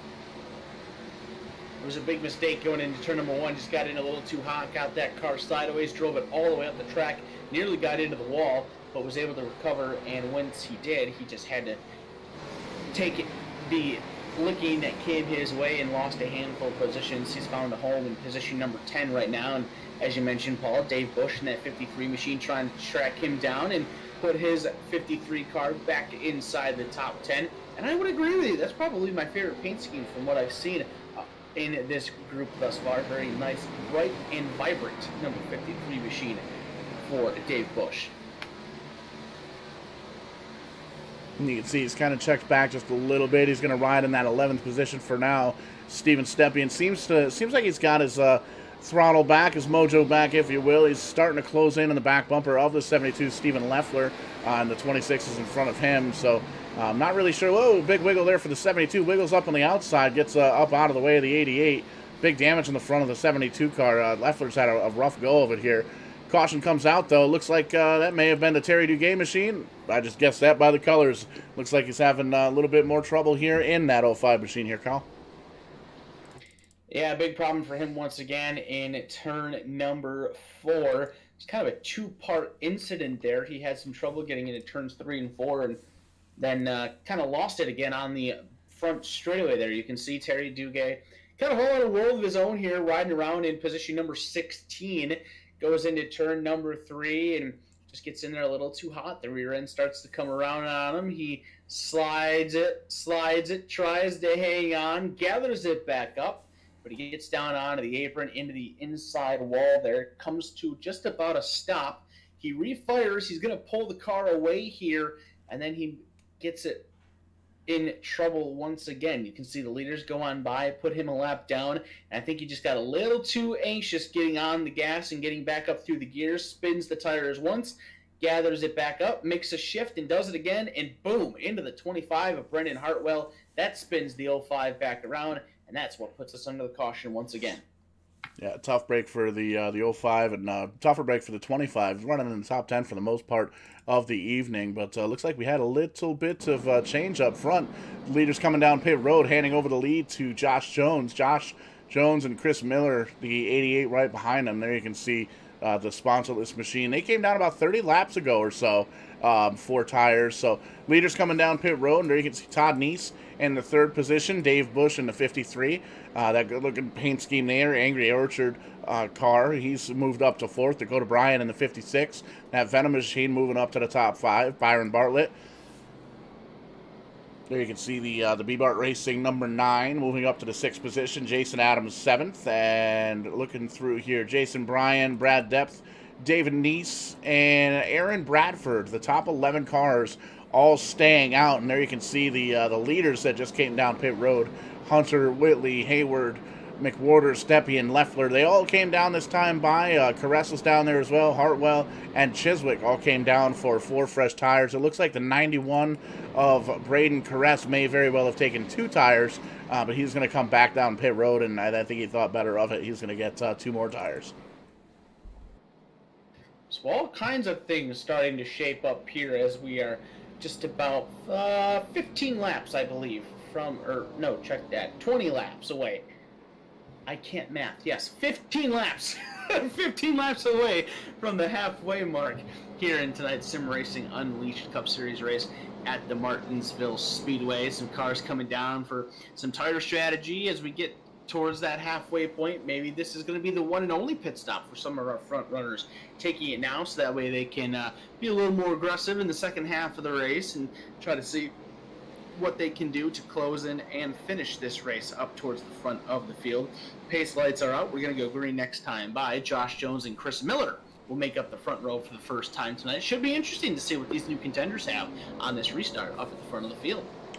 Doing a little flippy floppy on the field, taking the guys that were running towards the back, moving them up towards the front, taking the guys in the front, giving them fresh tires, and making them drive through the field to see if they can make it back up towards the front. But there you can see the 76 Josh Jones down on the low side, rookie Chris Miller up in the 88 flat black car up on the top side. There you can see the 26 Todd Neese Publix machine and Dave Bush in the 4th position, that 53. A little bit of a jack slow start there on the bottom side. Couple of cars making contact nose to tail, but it looks like we got a mess of cars back there. Great big hornet's nest of cars through about mid-pack on back, and that's a mixture of kind of a slow start, drivers not getting right off the rip there, and some of the faster guys with newer tires trying to work their way through the field. So great shot here, this wide shot, as we can see we're 3 wide almost, and the 24 gets right onto the back bumper, gets it woed up of that number 9 car. No harm, no foul there. They're going to get back to racing. Yeah, pretty aggressive drive there out of the 24. Jason Adams trying to go after the 9 of Byron Bartlett. Wasn't able to make it happen. Now he's got the back bumper filled with Mark Whitley's 77 machine. Whitley on fresh tires. Dives to the inside and makes quick work of that 24 car. That opens the door for Cedric Hunter in the 11 to take over as well. And the 21 machine of Hunter Haywood going to do the same thing. But no, Jason Adams, well, he almost had an opportunity there to slam the door shut, but did not do so. Hunter Hayward will take advantage, go underneath. Steven Stempian going to try to follow. So the choo-choo train coming through town and is hanging out the 24 car, Jason Adams, to drive. One thing I want to make mention of this pack, take a look at that 25 car. It appears he's used that quick repair that the league officials allow these drivers to take. That car is probably the only car on track right now with no damage. Good-looking race car all the way around there. So it's tough because once you use that mulligan, as it were, that quick repair, you're not able to use it again. You actually have to sit on pit road and let the virtual crew try and repair some of the sheet metal and all the damage on the race car. So really has to keep his head about him and keep his head on a swivel to make sure he stays out of any future wrecks here. Like I said, Kyle, just about working halfway, so long way to go still, and it seems like we're starting to kind of get a little bit of a green flag feel. War of attrition here tonight in Martinsville Speedway, and as I say that, we got a car up in the wall. It is the 77 of Whitley, one of the quicker guys that was running up towards the front, came down that last caution to get some tires and tried to work himself back up towards the front, but a little bit of a mishap here, and we're going to pull up the Kong Beer Bong instant replay and take a look and see what happened. Yeah, some contact going down there between the number 9 machine of Byron Bartlett and the 77 of Mark Whitley. Whitley was trying to pass the 9 machine on the outside and just about had him clear going into turn number 3. He tried to drive down. Bartlett doesn't look like he was expecting it and made contact with the back end of the 77 machine. Slides that car. He's able to hang on. But Mark Whitley not so fortunate. The right rear gets into the outside wall and he spins around, tears out that machine quite well. So unfortunately for Mark Whitley, he's going to have to go back on the comeback run. We've seen him do it earlier in tonight's race and was able to do so successfully. Now he's going to have to try to do it again with a torn-up machine there in his number 77 camp. Not sure if he's used his fast repair yet or not. I would believe he hasn't. He comes into pit road here. Doesn't look like he's going to take it if he does have it. But a lot of damage, a lot of things to figure out there for points leader Mark Whitley. Yeah, for sure. You can see he's sitting on pit road now, and no tires or anything like that, just kind of working on the virtual sheet metal, and you don't see him pulling away right quick yet. There you can see him pulling away to try and stay on the lead lap, so does not have, I don't know if he doesn't have the quick repair or if he's holding on to it for later, but definitely didn't use it that time. The front of that car is toast. Front end's missing, the rear end's missing. It is a car that has been through some adversity tonight here at the Martinsville Speedway. He's going to rejoin the field and see what he has for the competition moving forward. I would like to make mention that Terry Duguay's night has come to an end. Race officials have parked that 05 machine. We've seen the struggles that he has gone through tonight. He will no longer be a part of tonight's event. So Terry Dugay out of the race, and he is going to be credited with a 21st place finish. That gives us 20 cars left out of the 26 cars that we have started in tonight's event, and all of them are still currently on the lead lap. Yeah, tough break for the 05 with Terry Dugay, having a rough go of it here at Martinsville. Involved in a couple of earlier wrecks and a couple of self-spins, but as always next week in Atlanta. We had Atlanta next week, Pocono the week after that, and then an off week here for the Sim Racing Unleashed. But kind of gives us an opportunity to talk about what we've got going on here on the schedule this week at Vidane TV. Tomorrow night kicks us off. Tonight technically kicks us off here with Sim Racing Unleashed. Tomorrow night we got a little bit of a doubleheader action, 7:30 p.m. Eastern Time. We're going to be hooking up with Tim's Corner Motorsports for Tim's Corner Live. Got some great guests over on that podcast that you can check out over on the Tim's Corner Motorsports Facebook page. You definitely do not want to miss that. Pretty cool to talk about some of the Maritime Canada late model drivers and Bandolero drivers and track owners and all sorts of people jumping in to support that. And then we've got the Sim 500 Trans Service Cup Series tomorrow night at 9 o'clock, 9:15 I believe it is. Tuesday night, some dirt action at Bristol Motor Speedway for Tim's Corner Motorsports. Wednesday, we got the Tim's Corner Motorsports Weekly Racing Series, as well as the Fathead Cup Series. And then Thursday night, we're getting ready for a championship night for the NEP Series. John Peters pretty much wrapping up the championship this past week, but going to try and get out there and win himself a race. And speaking of winning themselves a race, green flag is in the air. We're already 3 wide for a third, and the 56 car driving like he's got 2 personalities just dumped the 4th place driver. Yeah, they tried to go 3 wide into turn number 1 that time on that restart, and it did not work out whatsoever. The 21 machine, Hunter Hayward, he gets turned around. Dave Bush had some contact with the 56 there as well. And we'll pull up the Kong Beard Ball against the replay to walk you through it, take you through it, and show you exactly what happened. Once again, watch that 53 car, the bright teal and yellow, number 53 car lining up in 3rd place on this restart. He tried to take advantage of the restart, tried to make it 3 wide going into turn number 1 there, and it just did not work out very well. He goes to the inside. While he tries to go to the inside of the 56, the 21, Hunter Hayward, goes to the outside. They run out of racing room. Those 2 cars make contact with each other, and then the 56 machine, Dakota Bryan, he tags the 21, spins Hunter Hayward around. Dave Bush gets a little crossed up. Cedric Hunter gets into the back of him, and then Bush goes for a slide into the inside wall himself. So caution flag coming out, a very, very short green flag run. Well, I guess you can't even really call that a green flag run. A green flag run attempt there, and that'll keep Josh Jones out from the field for a little while longer. That puts us under caution once again here, working lap number 143, and going to give us an opportunity here at Vidane TV, pick up more bills, take a look at some words from our sponsors. Don't go anywhere, though. We'll be right back.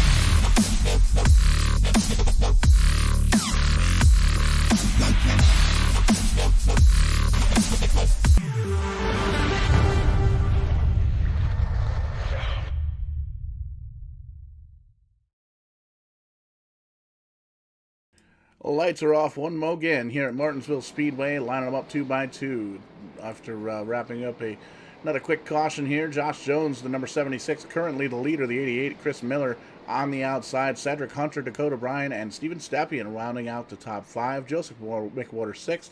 Jason Adams 7th. Hey, look at that 25 car. Brandon Hartwell moved himself up into the 8th position. Jason check that. Brad Delph and Stephen Leffler rounding out the top 10. Pace cars down on pit road once again, going green flag racing. There you can see Barney waving that green flag, giving it his all, and there's a great restart from the number 76 of Josh Jones. He's going to thunder on down in the turn number 1 and have just enough momentum to clear that 88 car. 88's going to move on down in front of the 56, and here comes the 11 car. That Hello Kitty Cedric Hunter machine has moved himself into the fourth position, trying to get that 3rd position after getting fresh tires about 20 laps ago under one of those cautions there. Those fresh tires coming in handy. He's using the outside line to make some passes and is trying to do that on Dakota Bryan and the number 56 machine. Struggling with him for the moment. Whoa, nearly getting pitched up into the outside wall. Those two cars are going to make some contact, and Cedric Hunter going to shoot to the way outside. That's going to allow the 32 Joseph McWhorter to get underneath of Cedric Hunter, and Dakota Bryan will hang on to that position going into turn number 1. Stephen Leffler right behind this side-by-side battle for position number 4. Hunter on the fresh tires on the outside. McWhorter down on the bottom, trying to hold him off and keep toe. Contact behind him. The 24 Jason Adams gets into Steven Stepien, and we are 3 wide off for turn 4. That's not going to work. Brendan Hartwell gets turned around. We're going to stack a couple more cars up. Hunter Hayward gets involved. Hartwell goes back into the inside wall, and the pace car will return to the racing surface because the caution flag is out. We're going to pull up the Kong Beer Bong instant replay one more time and take a peek at what happened there. It looked like the little bit of 3-wide action, and we're going to take a look from the cockpit view here of the number 81 car. I'm going to give it to you in real time, as we can see. Gets himself out of shape just a little bit, running on the outside line. And, there you can see the kind of meeting together with the 25 car. Not quite enough room for 2 cars to be there at the same time. Just wanted to kind of take a peek at that on the inside of the cockpit view. But here's the initial contact, the 24 and the 81.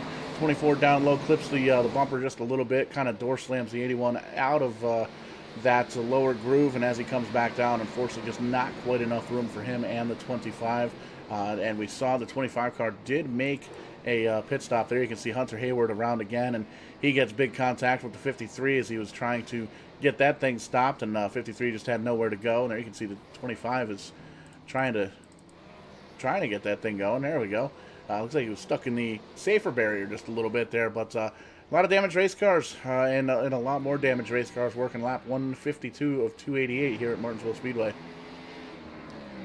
Well, Paul, I actually just took advantage of your little breakdown of the replay there and decided to turn the voice chat back on to listen to communications going on between race officials and the drivers, and they've actually decided to shorten this race. It sounds like we are going to see the checkered flag fly at lap 200 tonight instead of lap 288. So I believe that is what I have gotten out of this little input of voice communication. So that kind of changes things quite a bit, because that takes us from, 148 laps to go to just 48 laps to go here in this race.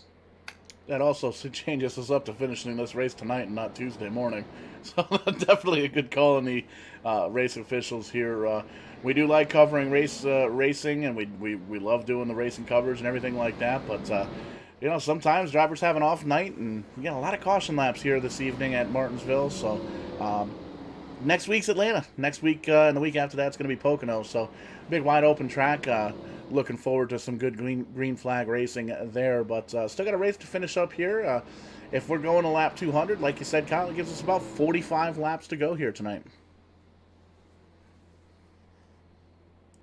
Yeah, very interesting development there. Going to change things up quite a bit. These drivers going to probably get a little bit more aggressive, knowing that they only have a much more limited amount of time to make their moves and do what they need to do to get up to the front of this field and try to contend for this race win. If you're Josh Jones, you're sitting in a great position, taking advantage of some of the pit strategy for the moment and leading the race. He's got fresher tires behind him. He's going to have to do the best he can to hold them off. Cedric Hunter, I believe, is the first car on fresh rubber back there in position number 5, We know how good he's been here tonight, led the most laps up to this point. Should be fun to see if that 76 could play spoils and steal this victory away. So lights are off on the Mustang pace car. Going to bring them down and do battle once again as we line them up 2 by 2. Josh Jones down low, Chris Miller up top, Dakota Bryan, Josh McWhorter, and Cedric Hunter in that 11 car, moving himself back into the top 5. And here we go. Green flag once again in the air. Waiting. There we go. Green flag in the air. Good jump from the number 88 of Chris Miller. Like a rocket ship blasting off in a parts unknown. He's going to get the whole shot on the 76. He has a little bit of a momentum boost there on the outside line, but doesn't seem like he's quite got enough. Going to lose that position. No, he's going to hang on in turn number 3 here. And there he's going to lose it as the 76 just really has a lot of grip down on the bottom side there. You can see a little bit of a wiggle there from the 32 of Joseph McWhorter, but he's still able to hold on to that 3rd position. We're still side by side up front for the lead, and just as I say that, 88 thinks better of it, tucks in the tire marks of the number 76. Oh, hang on. Dakota Bryan, he gets spun around and into the outside wall. He goes, oh no, Chris Miller spins out of position number 2. Dakota Bryan had contact help from the 11 of Cedric Hunter. He slid into the outside wall, and as that was happening and just about finishing up, the 88 of Chris Miller goes for a spin off of turn number 4. So caution flag flies again. Couple different incidents to take a look at here, and I almost thought that maybe the caution flag came out a little too early for. Actually, there's a third. They kind of saved it back. Their car's getting all over into cars back here, Paul. All right, we're going to have to help me out on this one. The first incident we're going to take a peek at is the 88, the Chris Miller machine in 2nd position, and we got that on the screen now, taking a look at the slow motion view from the blimp, and see here, he's coming down into turn number 3. There you can see the 76 gets all the way down right on that white and yellow line. There you see the 11 and the 56 getting involved. The 56 gets punted up the racetrack, and that's a tough break there. And as they come out of the turn, 88 just gets a little bit too hard on the throttle, and he spins out of the 2nd position. So that's definitely a tough break. The good news is it's not a very hard hit for the number 88 car, so that's good news there. He's going to be able to, well, he's going to have to restart in the back of the field here. But the good news is there's no real major damage on that car. And there was a 3rd incident you made mention there, Kyle? Yeah, I saw a little bit of contact there with the 9 machine of Byron Bartlett. He kind of got jostled around in the middle of the field. All those drivers around there, they hung on to those positions, but just about going around was the 9 of Byron Bartlett. I believe the 14 machine was also there. The 91 of Braden Caress there kind of making contact too. They traded some paint, bounced off each other, but they did keep it in the right direction. Yeah, you saw the 91 get just a little bit squirrely there, and I think I pushed the wrong button. I think I'm on the completely wrong lap. And indeed I am. But good news is there, like you said, Kyle, they were able to gather that all back up and get everything pointed in the right direction. So definitely some good news there. But still up front, it's going to be Josh Jones holding on to the lead, working lap number 160. On the inside, new 2nd place driver, Joseph McWhorter in the 32. He is down on the outside, and the number 11, Cedric Hunter, after coming down, he's got a little bit fresher tires, as does Stephen Leffler in the 72, and Mark Whitley in the 77 even has fresher tires. So got some fresh tires moving up towards the front. 76 still going to try and hold on to that lead. About 65 laps or so on those tires. So definitely going to be interesting up front for sure. Yeah, without a doubt, pit strategy going to be one of the biggest factors in determining the race winner here tonight. 40 laps rather, left to go. It'll be 39 once they come across the stripe here and click off lap number 161 once again. Race officials changing the distance of this race from 288 to 200, so we are only going to go to lap number 200 tonight. Lights are off on the pace car. It will be 38 laps to go once the green flag comes out. Josh Jones, Joseph McWhorter on the front row, Cedric Hunter, Stephen Leffler in row 2, Mark Whitley, Jason Adams row 3, Dakota Bryan and Byron Bartlett are in row 4, and Brad Delph and Todd Neese will complete the top 10 as we get set to go back to green.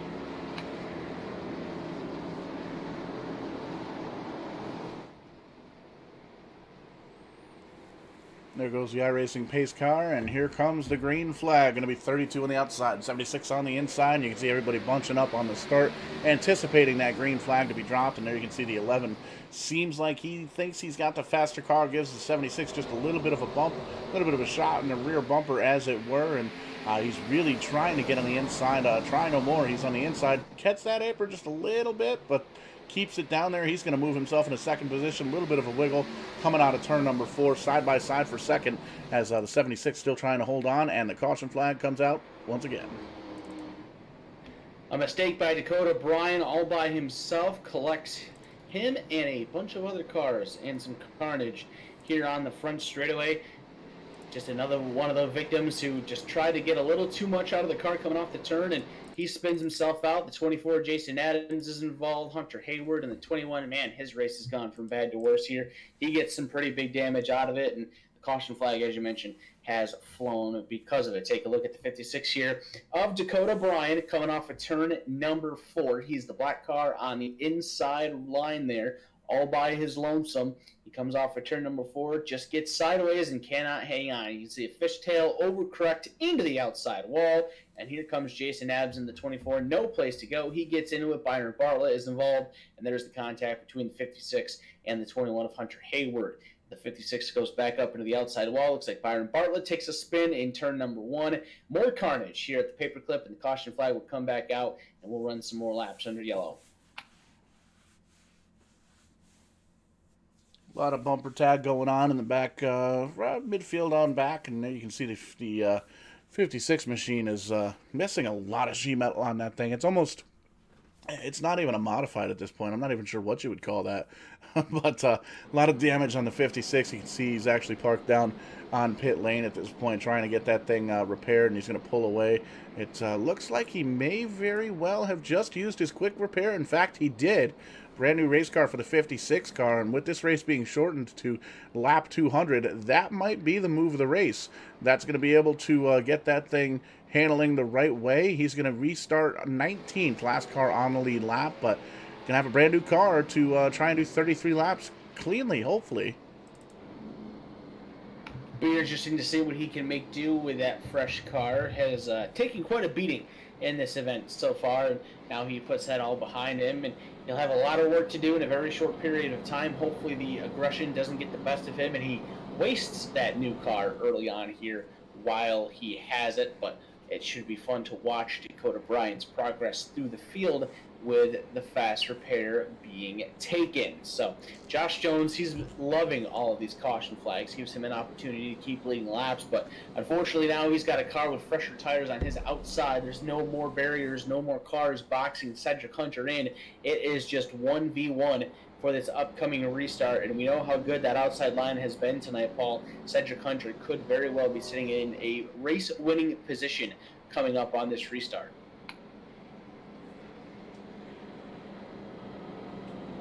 There you can see Cedric Hunter has done a great job working himself back up towards the front after coming down and getting some tires on that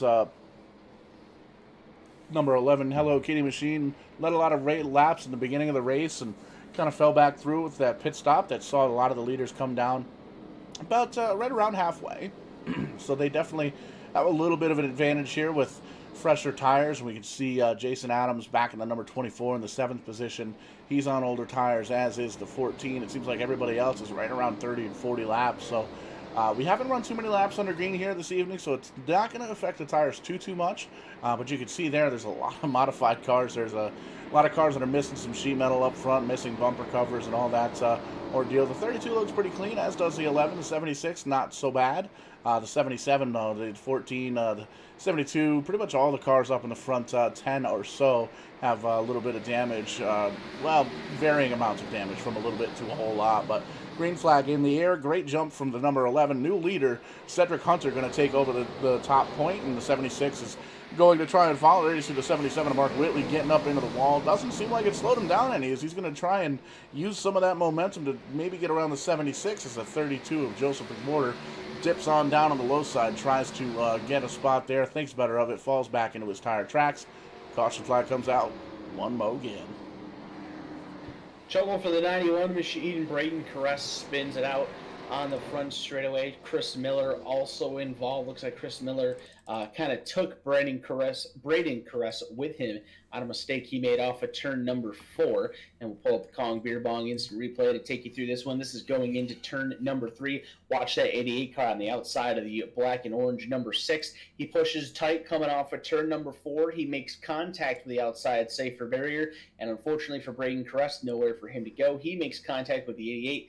Both of those cars spin down into the inside wall, make some significant contact, and that is what puts us under the caution. Less than 30 laps to go this time here. Cedric Hunter in the race lead, took it away from Josh Jones, and Jones just trying to hang on there on the older rubber. Lost the lead, honestly, pretty easily from Cedric Hunter, who just made very good work on the restart on that outside line. Got a great jump, cleared him early on, and that will swap them up on the front row for this ensuing restart. It's also going to put Mark Whitley down on the bottom as he restarted 4th on that previous restart, so it'll be fun to see what that 77 machine can do, as he'll have the preferred line underneath of the 76, who he also has fresher rubber than what Josh Jones does at the moment.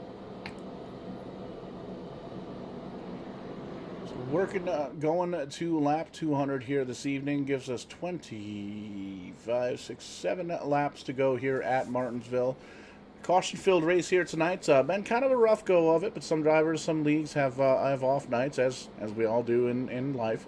But there you can see the 11 car definitely not having an off night. Led a lot of the race up in the first half and came down pit road as the pit sequences kind of rotated around. He's been able to race his way back up to the lead here, and Cedric Hunter doing a great job. You can see a lot of damage around the back of that race car. Josh Jones in the 76 has led most of the second half. He is currently in the 2nd position as number 77 of Mark Whitley running 3rd, Joseph McWhorter 4th, Stephen Leffler 5th, Steven Stepien in 6th, Brad Delph, Jason Adams, Hunter Hayward. Good recovery for him in the number 21. He's running 9th, and Byron Bartlett running in the 10th position in that 9 car. Taking a quick look at the rookies. Byron Bartlett, the quickest rookie so far, running in at 10th. James Byron running in the 12th position, it looks like, 11th or 12th. 14th place is going to be Dakota Bryan. At 17th, Chris Miller in that 88. And rookies Terry Duguay and Kevin Roy both scored out of this race. So going to be tough to catch up on the Rookie of the Year points at that point, but Byron Bartlett doing a great job out of that rookie class. Currently holding on to the only rookie holding on to a top 10 position right now. So got an opportunity to get a little more information during this caution, or during the previous caution flag, rather. No matter what happens tonight, Paul, lap 200 is going to be it. 200 laps will be the race distance for this event. Whether we take it under green or caution, as soon as lap number 200 gets completed tonight, this race will be official. No green, white, checkered, no anything. Once 200 is booked, this race will be made official. So as we get set to go to green flag racing once again, this time by 24 laps remain here in tonight's Sim Racing Unleashed Cup Series event at the Martinsville Speedway. It's been dominated by Cedric Hunter. He's got the lead back, but he also has a hard charging points leader, Mark Whitley, behind him. Josh Jones trying to do what he can on older tires. He's been able to do a good job thus far, but this is where it's going to be very, very tough for him to try to steal this win away. Green flag is back in the air. Here we go once again. 24 laps to go. Great restart by that bottom line. Cedric Hunter pulls out to the lead. Mark Whitley is all over the back bumper. He's trying to get the advantage to take over second place, and he makes it look easy. Mark Whitley to the runner-up spot. That opens the door for Stephen Leffler. Oh, he gets a ton of inside curve. Takes out the 32 of Joseph McWhorter, and that one is back to caution. Dave Bush is stacked up there. Dakota Bryan stacked up on the top side as well. So a couple cars get to take advantage of that short little run there, but another incident in turn number 3 brings the yellow out and brings out another Kong Beer Bong instant replay.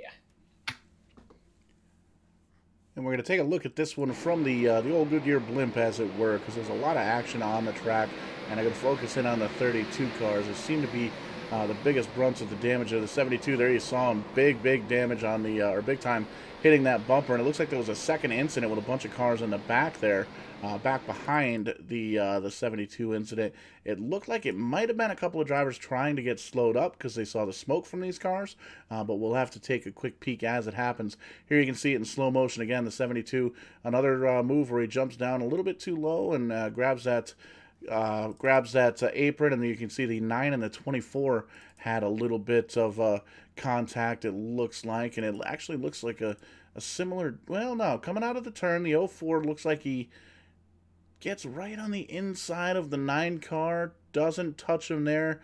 The 24 looks like he might have been trying to check up just a little bit, as did the 904, had nowhere to go, and kind of blocked the racing groove at that point. So you see Chris Miller in the 88 and a bunch of other cars getting a lot of damage there. You can see the Twisted T 8 car getting a little bit of a bump there, and tearing off some more bumper covers and some more sheet metal up on the front noses of these cars. Working caution again here for lap number 180, 20 laps to go, as the race has been shortened here from the officials, wanting to make sure that we get all the coverage here on Verdane TV. So we're going to take one more quick commercial break. We're going to bring you back here live and bring you to the end of this race, the Sim Racing Unleashed, here at Martinsville. Don't go anywhere. We'll be right back.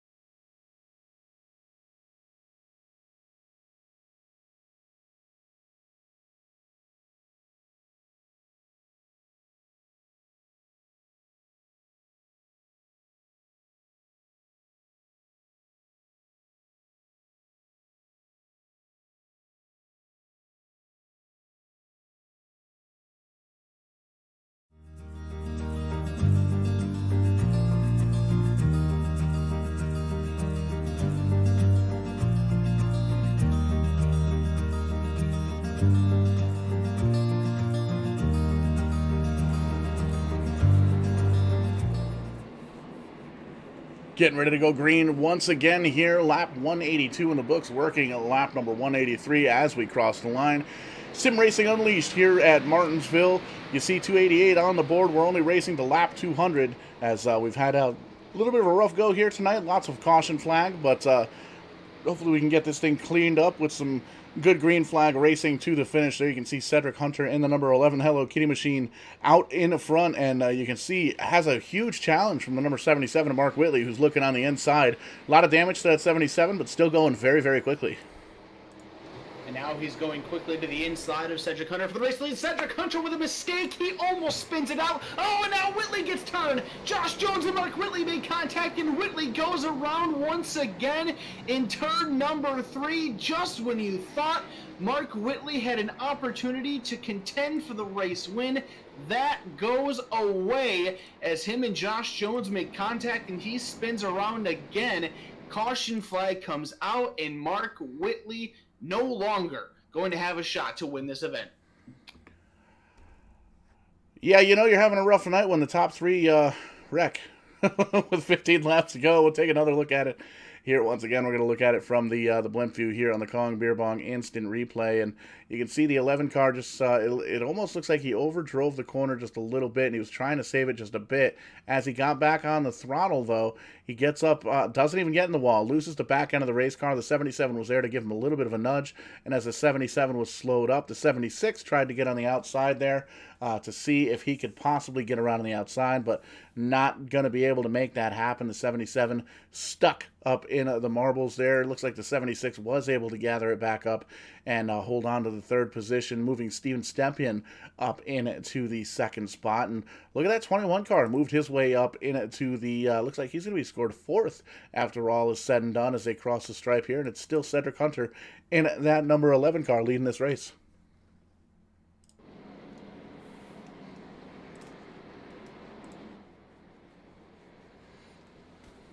Man, oh man, things just continue to get wild and crazy here at the Martinsville Speedway.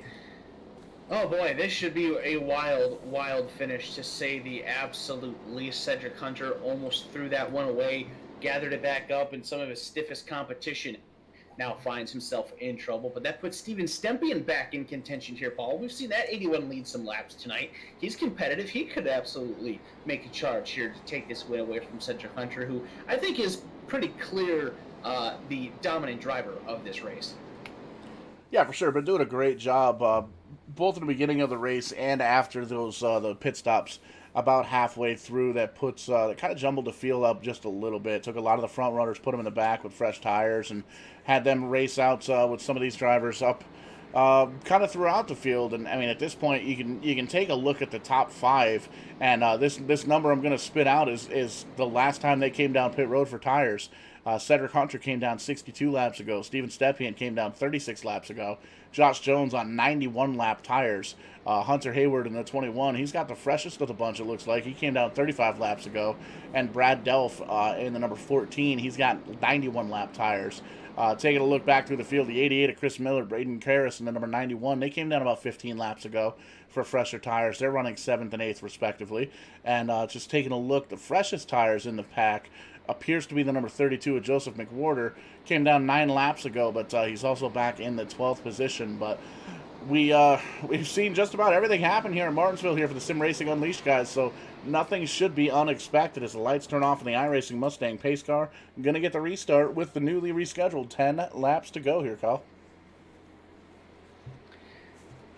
So here we go, bunch of different tire strategies, bunch of cars trying to fight it out and figure this win out. 11 laps will remain at the drop of the green flag. Cedric Hunter, Steven Stepien, your front row. Josh Jones and Hunter Hayward on row 2. Here we go, back to racing. Good restart for Cedric Hunter there in the 11 machine. Josh Jones going to drive it in underneath the 81 to try to battle for second. Good run through 1 and 2. He's going to make quick work, try to clear off of turn 2. I don't think he's quite clear yet. He doesn't come up. He'll drive it into turn number 3 to do it this time, and he does. Josh Jones goes back to second. Now side by side Hunter Hayward. And, trouble. Byron Bartlett gets into the wall, keeps it pointed in the right direction. Are we going to stay green? He's still trying to hang on to it. 3 wide into turn number 1. He does hang on. We stay green. 9.5 laps to go. Just looking through the field here, Kyle, lots of damaged race cars throughout the field. We're missing about half the field. And there you can see that was a 56 machine, I believe, Dakota Byron. Caution flag comes out once again, and the 53 involved as well. And it's just getting ready to say, Kyle, there's a lot of damaged race cars throughout this field and up towards the front, all the way through the back. But pulling up another Kong Beer Bong instant replay. Looks like the 56 might have had a little bit of help, and looks like he might have been wrecking. Well, we're going to back this up for about a lap and a half and actually take a look at it, because it looks like it was kind of an ongoing incident. Here you can see the 56 down low of the 72. Now keep an eye out for that 9 machine. This is where we saw the 9 car about a lap and a half ago get into that outside wall. He comes out, he loses the back end of the race car, noses it in the outside wall, kind of pancakes the wall. Does a great job getting that thing still pointed in the right direction. Everybody gets by scot-free, it looks like. The 56 running, still trying to kind of get his momentum back. He's running the high line because he had to do a little bit of maneuvering to get around that 9 car without hitting him. So you can see he's already kind of out of whack here. But he rejoins the racing groove here on the backstretch, and you can take a look. The 77 of Mark Whitley takes a peek down on the inside as they come into turn number 3. 2 cars going for the same piece of real estate, and there's a little bit of a boopski from the 77, sends that 56 on around and up into the catch fence there. So that's definitely a tough break for the 56, and comes right back down into the racing groove into the 53, and T-bones the 53 who was trying to get by. So Dave Bush definitely not going to be a happy camper there, but going to restart. Looks like we got 5 to go here, Kyle.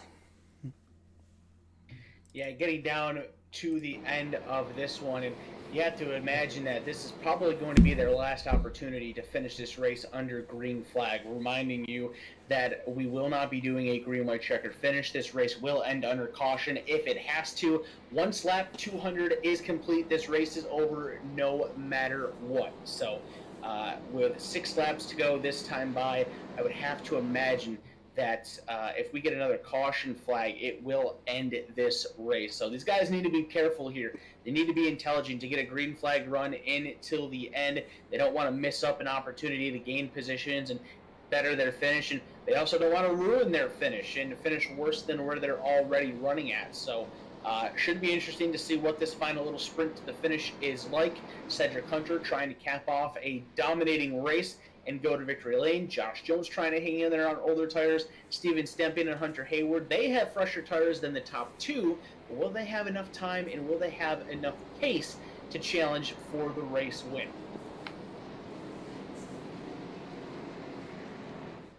So like you said, Kyle, last opportunity for these drivers to really make a stab at it, to try and it's going to be an interesting restart, to say the least, because a lot of times here at Martinsville, we mentioned it earlier on in the broadcast, really only a couple of opportunities to pass here on the restart and in the long green flag run. Well, we don't have any long green flag runs as we cross the stripe. It will be 3 laps to go, it looks like.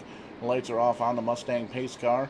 Going to get another half a lap for these drivers to come up with their final game plan. And there you can see great shot of the carnage throughout the field here. Lots of damage throughout the pack, but there goes the iRacing Mustang pace car taking that final turn down onto pit road, and here we go, 11 on the bottom, 76 up high, followed by the 81 and the 21. Anybody's race at this point, 3-lap shootout to find out who the winner's going to be. Pretty even restart up at the front of the field here. Cedric Hunter with a slight advantage over Josh Jones.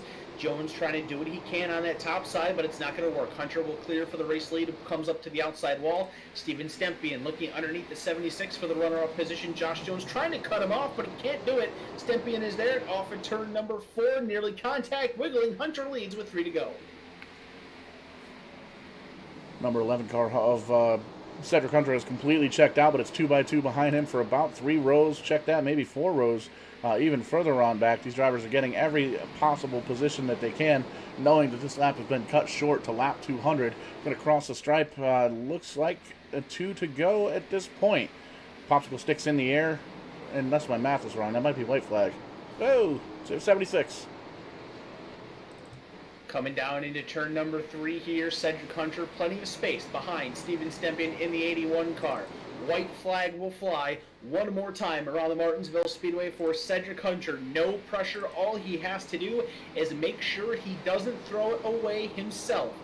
A 1-second lead back to Steven Stempian in second. He will go down into turn number 3, and he is going to do it. A dominating performance. Win number 2 for Cedric Hunter in the Sim Racing Unleashed Cup Series. He picks up the victory tonight at the Martinsville Speedway over Steven Stempian in second. Chris Miller will finish in position number 3 with Braden Caress in 4th. Hunter Haywood will finish in position number 5. Mark Whitley 6th. Brad Delphin 7th. David Neese 8th. Joseph McWhorter in 9th. And Todd Neese is going to complete your top 10 finishers in the 26 machine. Yeah, and as you saw, there was a lot of drivers that kind of got caught up in a last lap wreck coming out of turn number 4. But that is going to be the race, working a lap 200. And there you can see the 11th through 20th on your screen. Jason Adams finishing in the 11th spot. Robert Cheswick, 12th. Byron Bartlett, a rookie. Dakota Bryan, also a rookie, finishing 13th and 14th.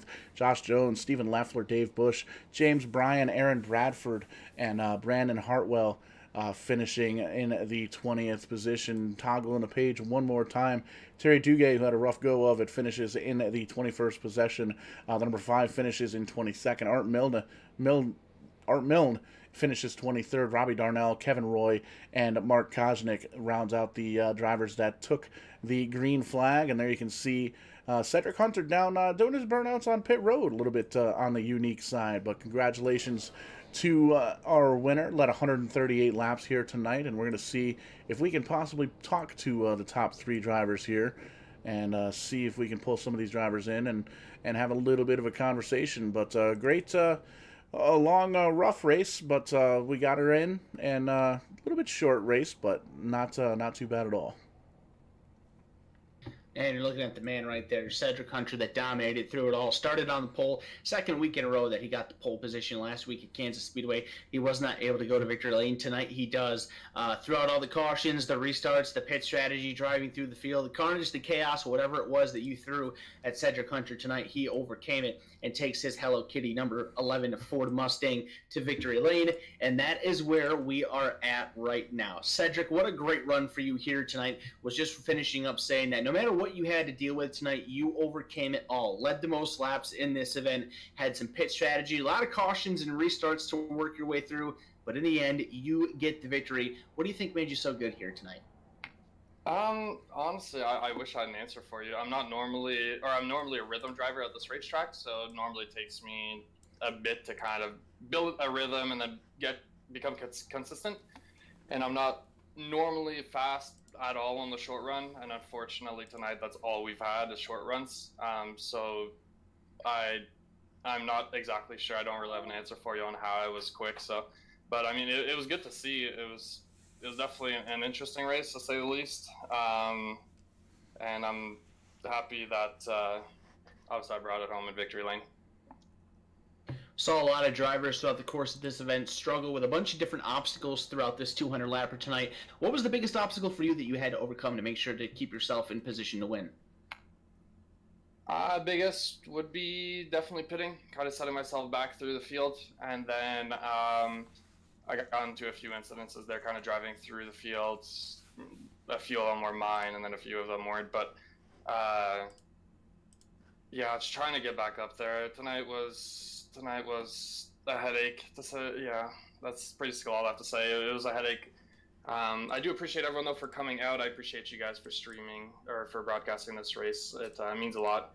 And I'm so sorry for what we have to put you guys through.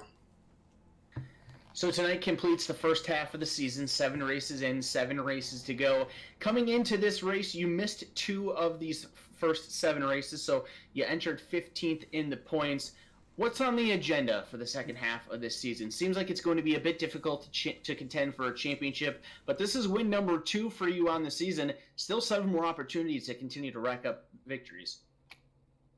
Yeah, coming into the season, I had every intention of running full time. Unfortunately, with work schedules and everything like that changing, I kind of show up to races whenever I can.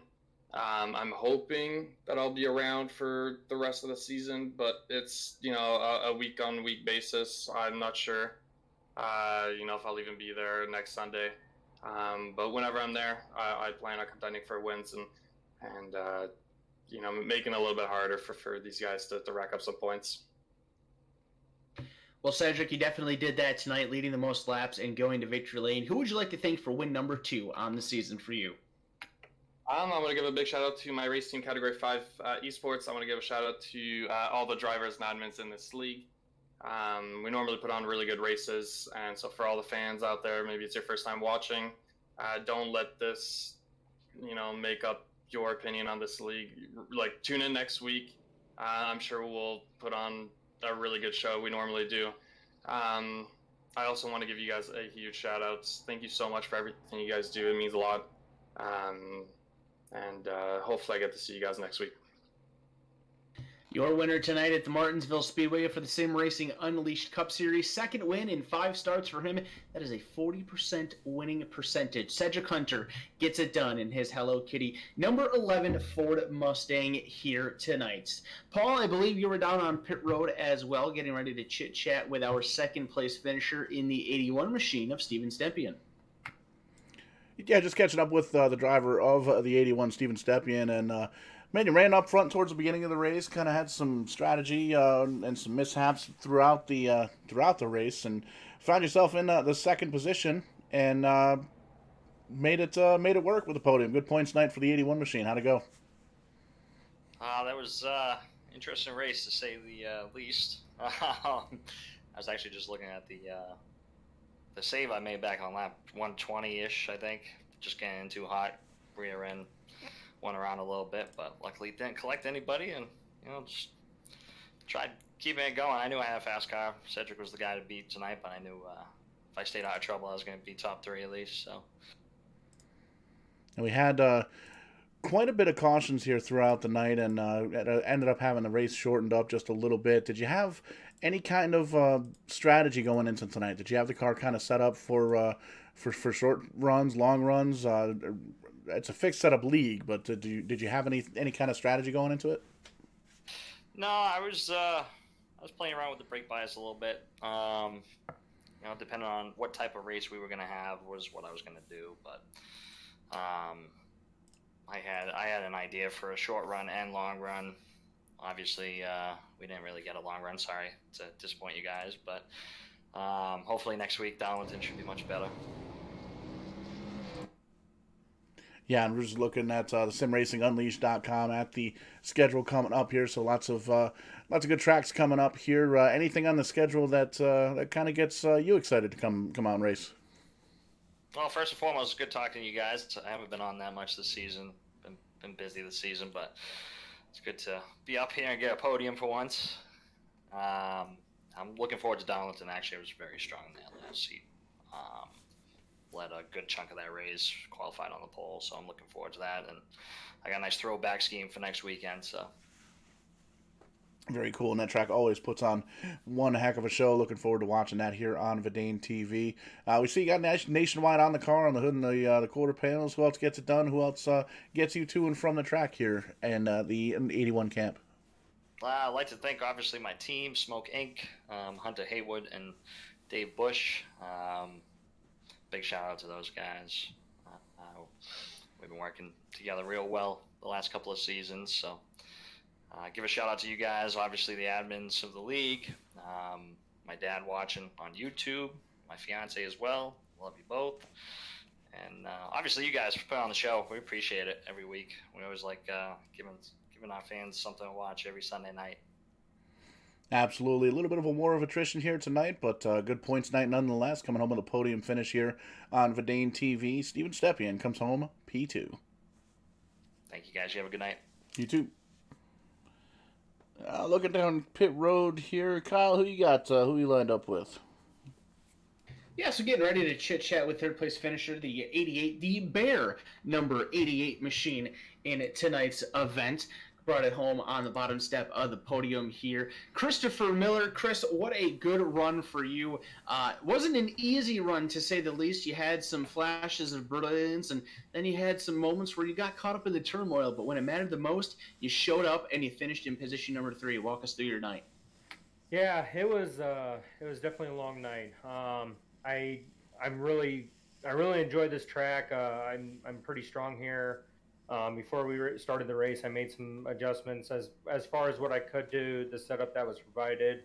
So I think obviously we didn't get enough green flag laps to really see if those adjustments would pay off for me, but I kind of felt that they would. But yeah, it was an up and down night. I goofed up a couple times and just kind of how the race played out. But finally able to get a strong finish in a race. This season's been a struggle for me. Just been up and down. Run good, but just haven't been able to finish. So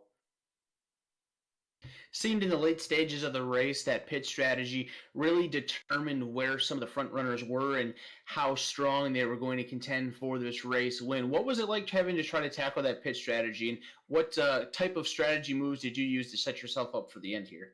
Kind of knowing that the race was going to be shortened to 200 laps, I didn't take any tires home with me. I used them all up, and I think that kind of played an important role. You know, I know track position is key, but there were a couple runs where we were able to get 5 to 10 laps strung along there. So I think I was able to use those tires up pretty good and be able to get my way back up through there. So next week we kick off the second half of the season at the track Too Tough to Tame, the Lady in Black Darlington Raceway. Is that a track that excites you, or do you have some concerns going down to South Carolina next week? No, I'm actually really excited. It's a very technical track. Driver IQ is very important there. Kind of understanding how to run the track, the line you got to run right up against the wall, and flirting with the devil there, and I think it's a very driver track. So I'm very excited personally. I've always ran good there. So car's already black. There's nothing on the sides of it, so I can't burn anything off besides the numbers. So we'll give her a shot and see what we can come up with. Speaking of the black card, no sponsors or sticker logos on that machine, but if there is anybody else that you would like to thank for the performance, go for it. Now's the time to do so.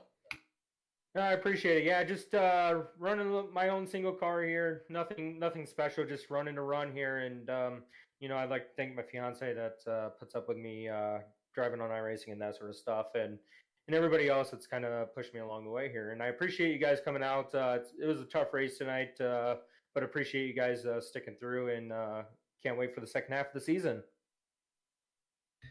The positivity reigning supreme for Chris Miller in his number 88 camp. Third place finish tonight. And looking forward to getting to Darlington Raceway next Sunday night. So that is just about ready to conclude things for us here, Paul. A war of attrition, a lot of battle wounds throughout this field. But one thing remained dominant tonight, and that was the 11 of Cedric Hunter throughout it all. The restarts, the carnage, the pit strategy, whatever it was, Cedric Hunter proved to be the man to beat tonight, and nobody can do it. He goes to Victor Lane's second win on the season to wrap up the first half of this 14-race series. Absolutely, and just taking a quick look at the upcoming events here this week on Verdane TV. We kind of allude to them earlier on in the night, but here you can see the official schedule tomorrow night, a little doubleheader action. Tim's Corner Live kicking off at 7:30 p.m. Eastern. A little bit of a Maritime Canadian racing podcast that Tim Terry from Tim's Corner Motorsports puts on, and he's got some pretty awesome guests lined up, so check out the Tim's Corner Motorsports Facebook page for the live video stream there. We're also going to be simulcasting that over on Verdane TV as well. So anybody wants to check out some Canadian racing, bench racing as they're calling it, lots of laughs and lots of cool stories. And man, if you missed last week's episode, you should take a look at the replay while you're supposed to be working tomorrow, because it was definitely very entertaining. Tomorrow night, Sims 500 Trans Service Cup Series at 9:15. That's going to be a good race. We went almost caution free last week, and it was a one heck of a race there. Tuesday night, Tim's Corner Motorsports Dirt Special event. Going to be running the trucks at Bristol Speedway with dirt. So very excited to be one of the first broadcasts there for the Bristol Dirt track. That's going to be released on Tuesday afternoon with the iRacing simulation. And then back to Wednesday night, a little doubleheader action. The Tim's Corner Motorsports Weekly Racing Series, 7:30 Eastern kickoff time for the Nashville Fairgrounds race. And right after that at 9:15, the Fatheads Cup Series. Going to be racing at 9:15, and then Thursday night we crown officially a champion in the Shift Marketing and Design Grand National Series for Thursday night, and the NEPS group. John Peters pretty much just has to show up, and the championship is his.